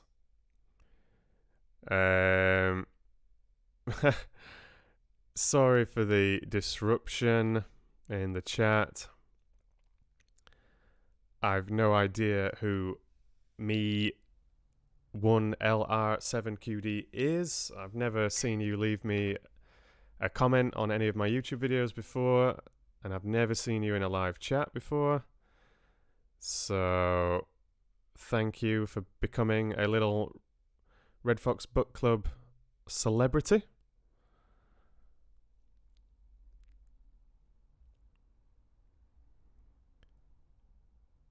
But that's not the nicest behaviour I've seen.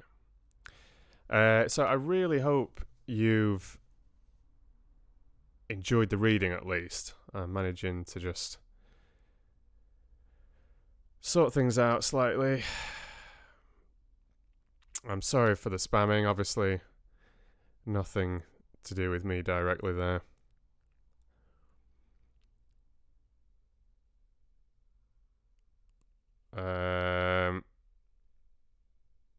I've just added you as a mod, Shannon. When I had to set up this new channel when I lost Red Fox Voice, I didn't add any mods, and I wasn't doing so much streaming in the first place. And then when I started the streaming in September, I just left it. I kind of forgot about it at first, to be honest. And then we've never had any issues or anything. So I hope you don't mind me adding you as a mod, because that would have helped things massively there. And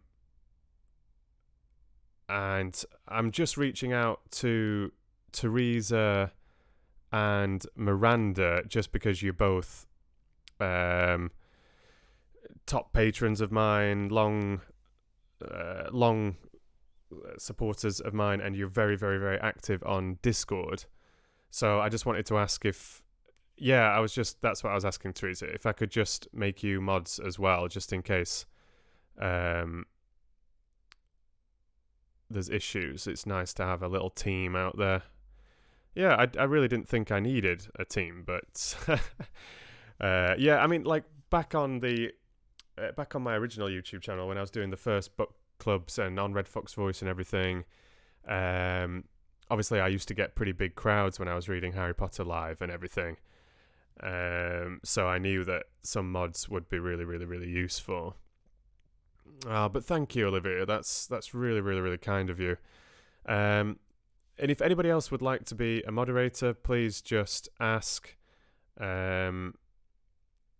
I was saying, I was just mentioning Miranda and Shannon and Teresa for a couple of reasons, but Logan, Mango, Olivia, there's Joyce, many. I could name many names.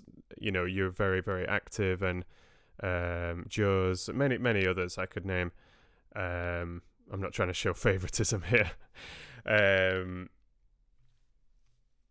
But it's just nice to have a little bit of backup, and if you're particularly active on Discord, that's really, really useful, because I do sort of use Discord as a bit of a mingle, and I have a moderator group there where I like to share ideas and various things, and organize when we're going to have streams and those kind of things sometimes. So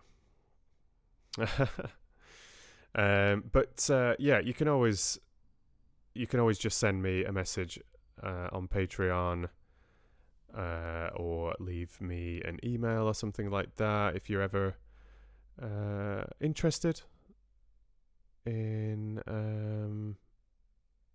moderating in YouTube or on Facebook on the fan page there. It's really, really helpful. Or in Discord, and I just saw, I don't know if Connor's still in the chat, but I just saw you've joined me on Patreon with such a generous pledge as well. So I just wanted to give a little shout out to Connor. Thank you so much. And thank you also to Mango for increasing your pledge. So appreciate that. And I've also had another new patron. You've got quite an unusual patron name, Ilnigia. But thank you so much for joining me as well. I really, really should do these patron shout outs more often. It was really, really supposed to be a thing. Like when I was starting to get quite a few new patrons a couple of summers ago, I really, really wanted that to be a thing. Like the book clubs were regular, and there were new patrons joining me very often, especially when I was working on Harry Potter. And I just got really, really bad at keeping up with things. But if someone joins me whilst I'm live, or has sent me a PayPal donation whilst I'm live, I, at the very, very least, try to acknowledge that. But yeah, you know how much I appreciate it. Really, really, really, really, really do.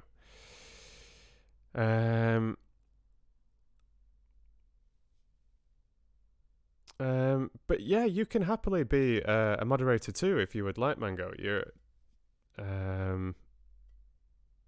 more than welcome.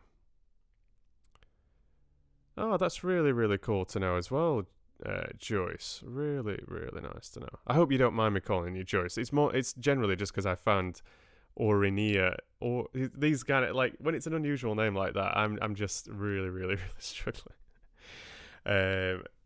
So I was using Joyce or JB. But that's really, really cool. Thank you for those offers.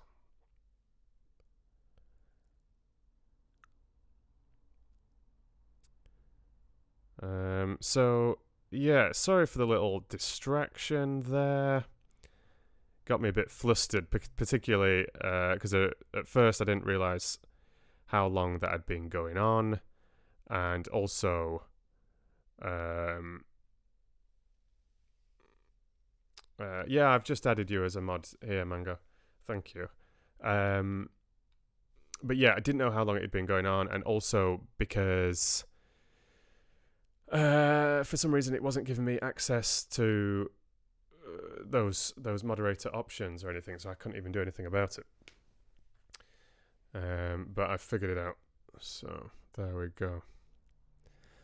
So how are we all doing now that we've had our little bit of fun? I'm sure that individual was happy to get their 15 minutes of fame on the Red Fox Book Club.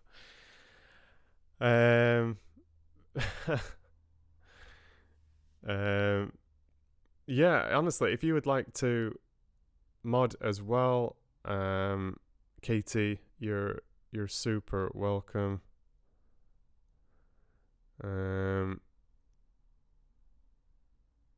Did I? I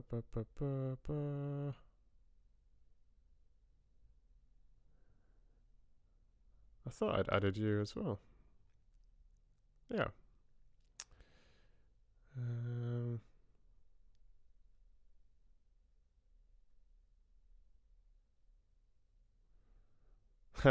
No, but to be honest, I would much rather have too many mods than no mods. I think it's really, really, really sweet. I so appreciate that sort of help. And especially, I mean, why not give you a nice little blue wrench? I mean, some of you guys, you've been following me on YouTube for a couple of years. More, some of you have been supporting me on Patreon for a couple of years, pledging to me every month for 24 months or more. Never mind all the other ways that you support me through your comments and so many things.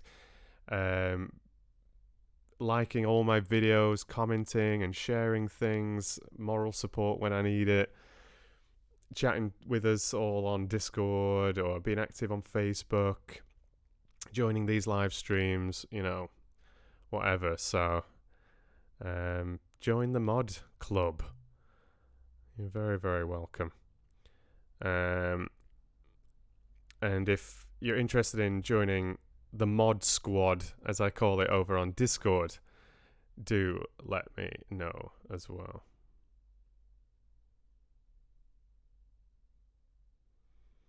And I was just mentioning that right at the end of the stream yesterday.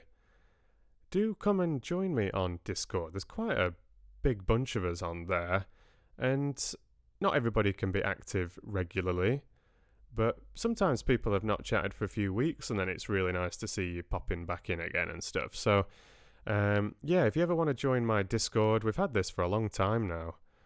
It was actually Laura S., who joined the live stream at the beginning, who helped me set up that with a couple of others. But yeah, we were pretty early on there. Like, I'd never even heard of Discord at the time, because this was nearly 2 years ago now, wasn't it? When I was doing the first Foxy book clubs. So yeah, the link is in the video description. It's always in the video description. There's links on my Patreon. There's links up in the banner on my YouTube page if you're on the desktop version. There's links everywhere. So do come and join me on Discord and say hi. I often share little samples and previews of things, little random recordings and things as well. It's very nice. And there's the Facebook fan page that I've mentioned many times as well. I have little samples of things on there as well, or just trying to keep you up to date with bits of news and stuff.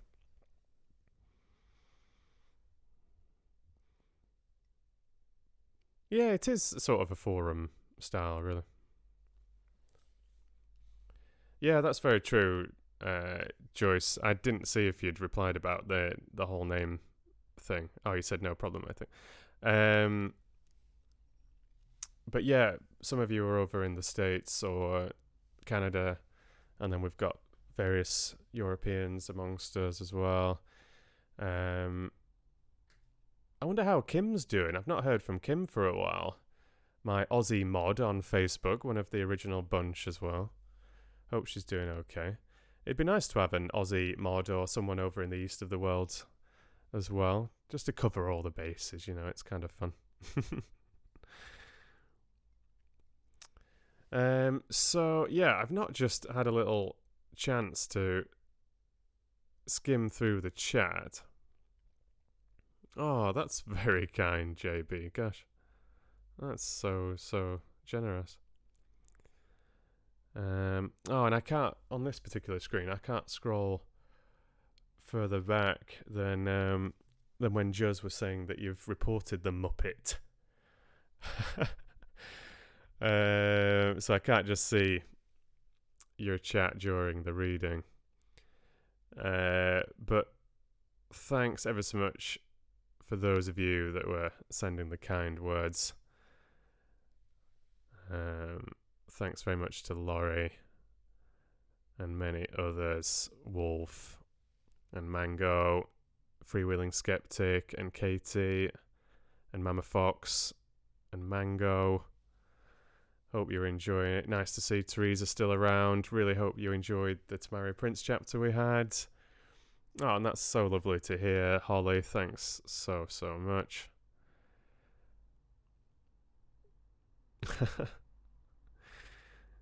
Alright. But let's have... it's nearly 8 o'clock. Goodness me. It's really getting late. I think I'm going to pause it here for now, Fox fans. I know I promised you another reading, but I'll take a break. I've been on for a couple of hours. It's a little bit later than I hoped it would be at this time. It's going dark on me here. I've just got a couple of things to do, and I want to have a bit of dinner.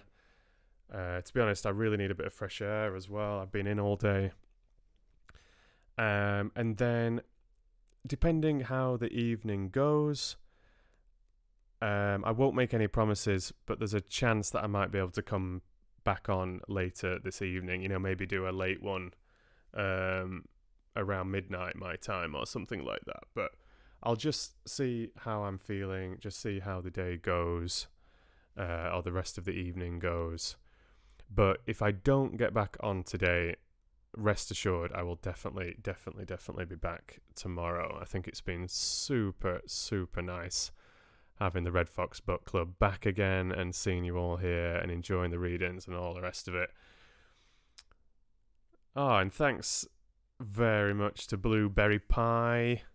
That's really cool. Cheers for that.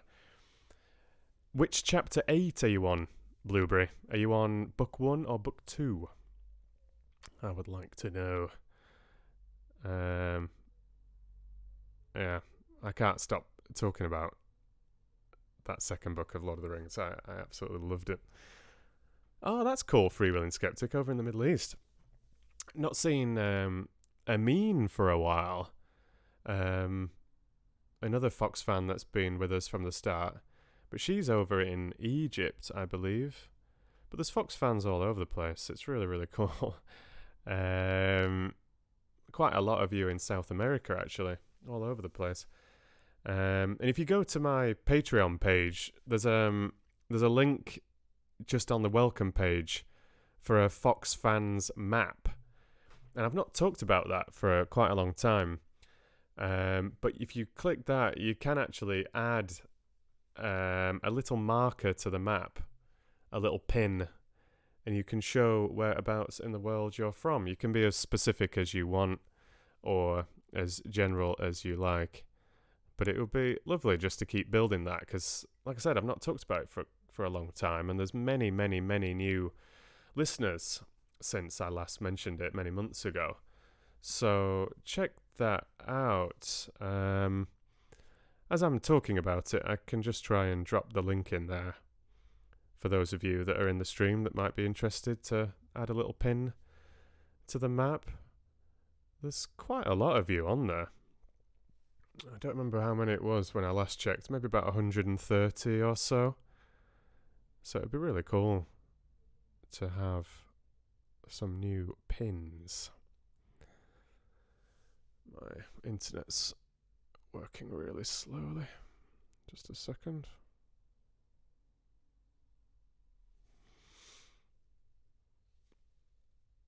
But, and Justin's just joined. Just in time, Justin. That's really cool. Thanks so much for your Patreon support, Juz. That's so cool of you. Thanks ever so much. You've been saying a long time that you were wanting to join me on Patreon. That's really, really, really cool. So I'll get a welcome message out to Connor and to Juz after the stream. That's really, really cool. Welcome to you both. Patreon support, especially as I have a free YouTube channel with no monetization and no advertising revenue or anything. Patreon support, as well as those PayPal donations and everything, are so amazing. I really, really can't express it enough. Just hunting out the link for those of you that might be interested. Here we are, Fox Fans map. 136 pins. I'm sure there's been a couple of new ones since I last looked, quite a long time ago. Let me chuck this in.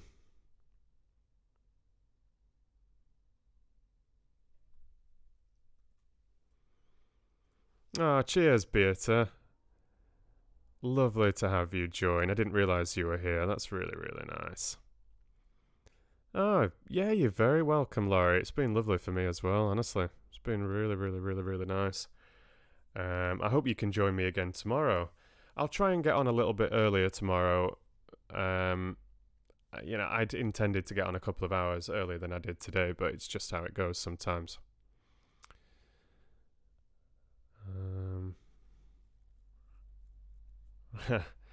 Yeah, don't worry, Shannon. But we'll see how it goes, everybody. If I can get back on later tonight, I will. If not, let's say I'll try and get on a little bit earlier tomorrow, and I might be able to do a little bit of a longer one. I mean, we've still been on here a couple of hours, and we had 2.5 hours of streaming yesterday, which was super, super nice. So I'm just reading through the chat a little bit. Yeah, so you take care, Beata. Oh, that's great to hear, Juz. Great to hear. I hope things keep going a little bit smoother for you.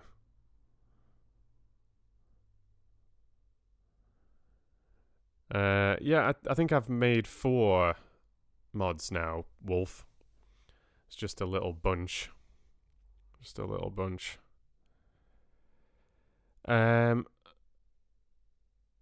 Over on Discord, there's a few extra. It's a nice little group. You know, we've been a Fox fan community for a very long time now. Like I said, some of you have been following me and even supported me on Patreon for about 2.5 years now. So it's amazing. Lord of the Rings, Freewheeling Skeptic. I've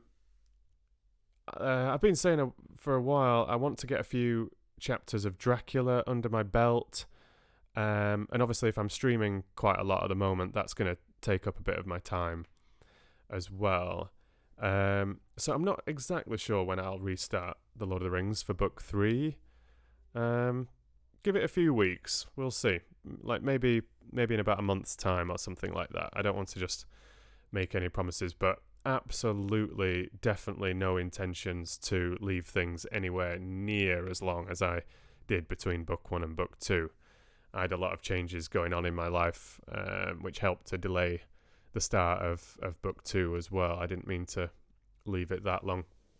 But as I've worked through book 2 at a relatively brisk pace, when there's a lot of backroom editing work to be done, I would like to sort of keep that momentum and jump into book 3 quite soon as well.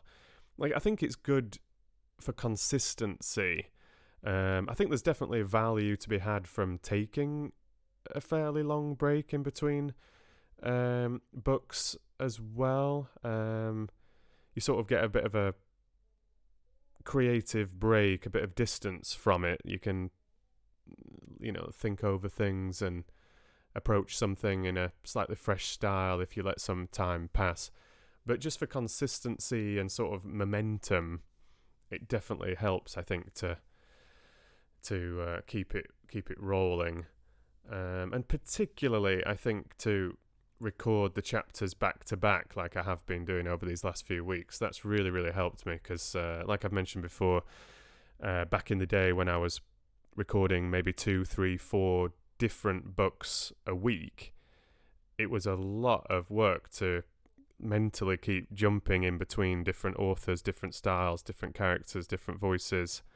So although it was fun to do that, really nice experimentally and creatively, it was fun. And when I was very new to this, it gave me exposure to a number of different authors and genres in a very short period of time.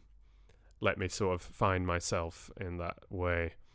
But yeah, I think now that I'm more developed or whatever, it pays off to really focus in on just 1 or 2 projects rather than spinning so many things. All right, Wolf. You take care of yourself. I hope work goes smoothly. Yeah, sometimes you've just got to do what you got to do. I know you've been waiting patiently, Katie Bug, for Dracula. I really hope it's worth the wait. I'm sure it will be. It's a flipping good book. Bram Stoker, honestly, did such an amazing job with that. I think we've got a bit of a twisted idea of the story of Dracula, so many of us. It's been portrayed in so many different ways, so many different times, often parodied. It's just become a Halloween costume and a bit of a joke or whatever. But it's a marvelously written book. When you get back to that original source material and you read those original words written 130 years ago, it's very impressive. I think it's very captivating and engaging, and I often say I think it's surprisingly modern in its sort of style. You don't feel like it's some old fusty book with dated English. It's just so refined. So really looking forward to getting back into that one. Thanks, Colour Brights. I just saw your message there. Really glad you've been enjoying it today. Super nice. And take care to those of you that are heading off. I'm going to head off myself now too. So thanks to you all. See you later, Skeptic. Thanks so much for joining. It's been really nice to have you again, a couple of days in a row as well. It's super cool. Really appreciate it.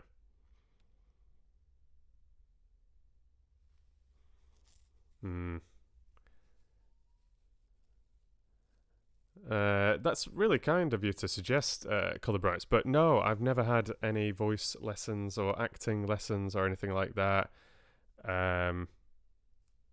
I've only ever read out aloud to children that I've mentioned a few times, but I've always liked messing around with silly voices and accents and had sort of a good memory for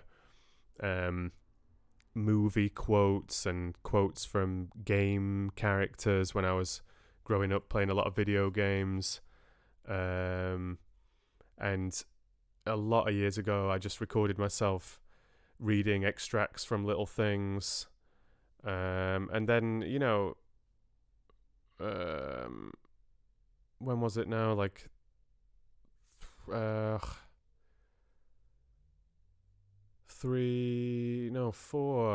was it 4 years ago? Yeah, about 4 years ago. I'd been going through a very rough time in my life, and it sort of became just a part of my recovery. Like, I just thought it was very, like, weirdly therapeutic to just sit on my bed or sit on the sofa or whatever, when I had a bit of free time, and just sort of having like a bit of self-recovery and all the rest of it, just to sit there and read out aloud. So I just got my old mobile phone. I've mentioned these things a little bit here and there, but just got my old mobile phone with the voice recorder app and just tried recording myself reading Fantastic Mr. Fox.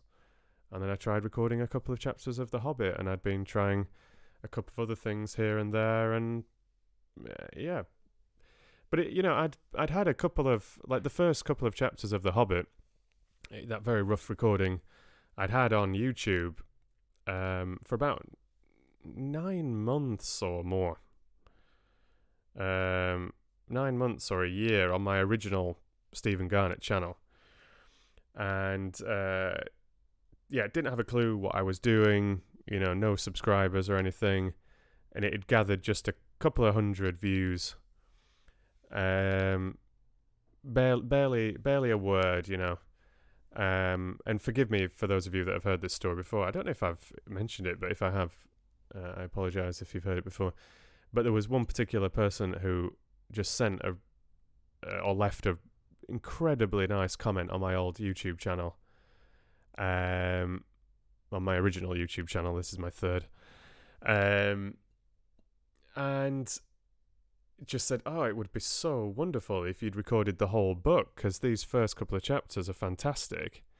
And I replied saying, "Oh, funny you should say that. I have actually recorded the whole book. I've just not uploaded it. I didn't really know what I was doing, and it takes a long time. But hey, if at least someone's listening, so I'll put the rest of it, And then a couple of months later, I was too busy at the time with other things.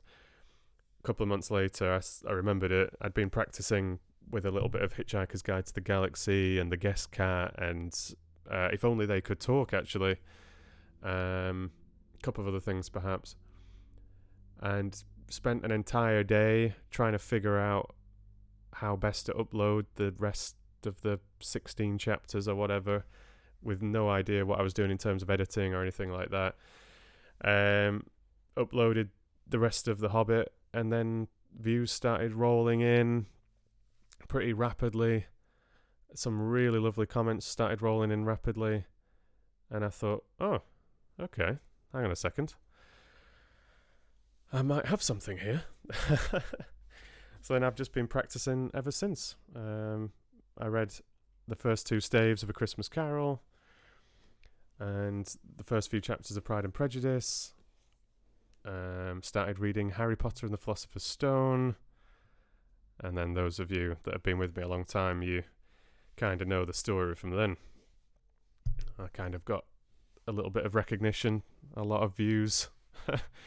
But, it's been a very rocky road as well. There's been all sorts of things going on with copyright issues, but then Patreon became a very blessed source of support and a little bit of income and things, and yeah, there's been all sorts of other things that I could mention too. So yeah, no training or like voice lessons or I've just practiced, figured things out myself, especially in terms of editing and like running online communities and that sort of like behind the scenes stuff that actually takes a lot more time than the recording itself. But yeah, it's just one of those things. I guess, like, the more time you put into something, hopefully the better you get. Oh, cheers, Blueberry Pie. I didn't realize you were a fan of my Harry Potter. That's really, really cool. Yeah, it was really popular stuff, that. It was really crazy. The views were absolutely mental for Harry Potter. They really were. And so many of you joining me over on Patreon as well to throw in your support and get access to those audio libraries and everything. It was pretty cool. All right, guys. I saw Katie Bug was heading off. I just didn't want to interrupt myself and lose my flow when I was just chatting there a little bit. Yeah, I think you might have been here even longer than that, Colour Brights. At least a year. I'm sure. You've been around quite a while. But yeah, thanks so much to Katie for joining if you've had to head off. Really, really nice to see you. And I promise some Dracula will be coming your way soon. Smiled them into the dust. Oh, you can't be doing that, JB. Terrible stuff. Well, hopefully this has been therapeutic in a different way to the yoga.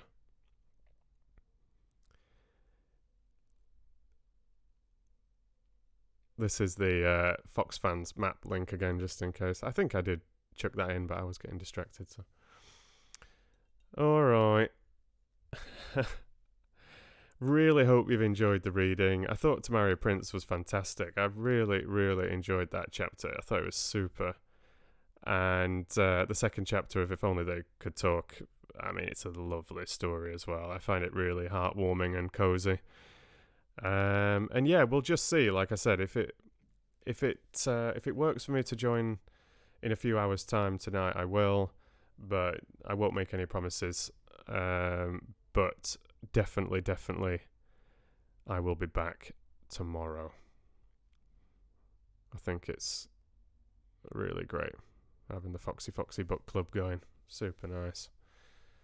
Cheers, Teresa. Really glad you enjoyed it. All right, everybody.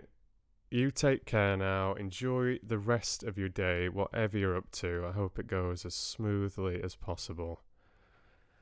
Yeah, it took me a long time to make that first Lord of the Rings book, Katie. I was doing approximately one chapter a month because I was doing a few Harry Potter chapters a week. I was doing Secret Garden. I was doing Jurassic Park. I started Narnia at one point. To Marry a Prince was going, of course. Ender's Game was going at one point. And then I had 2 official audiobooks on the go. Then I got a couple more on the go. So I technically had 4 on the go at one point. And then I was working on some gigs for Fiverr and Upwork when I was trying out a little bit of other sort of voiceover work and things like that. And then there was all the book clubs, obviously, with all the things that I've been reading here as well. So yeah, there was a lot of plates being spun, that's for sure.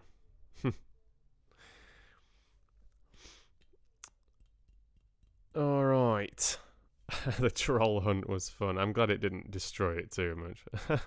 I'll go back into the chat as well. I missed a lot of your chat today, so I'll make sure to skim through and see what you've been up to, see what sort of mischief you've been up to.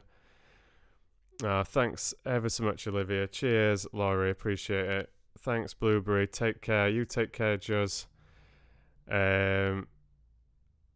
Is that me, Mango? I've got a couple of things. Like I said, I want to get some fresh air. I want to just have some dinner. There's a little bit of emailing and some Patreon stuff I want to do as well. So cheers, Shannon. Yeah, thanks to Katie and all the rest of you. All right, take care now. Stay foxy. And read to you soon.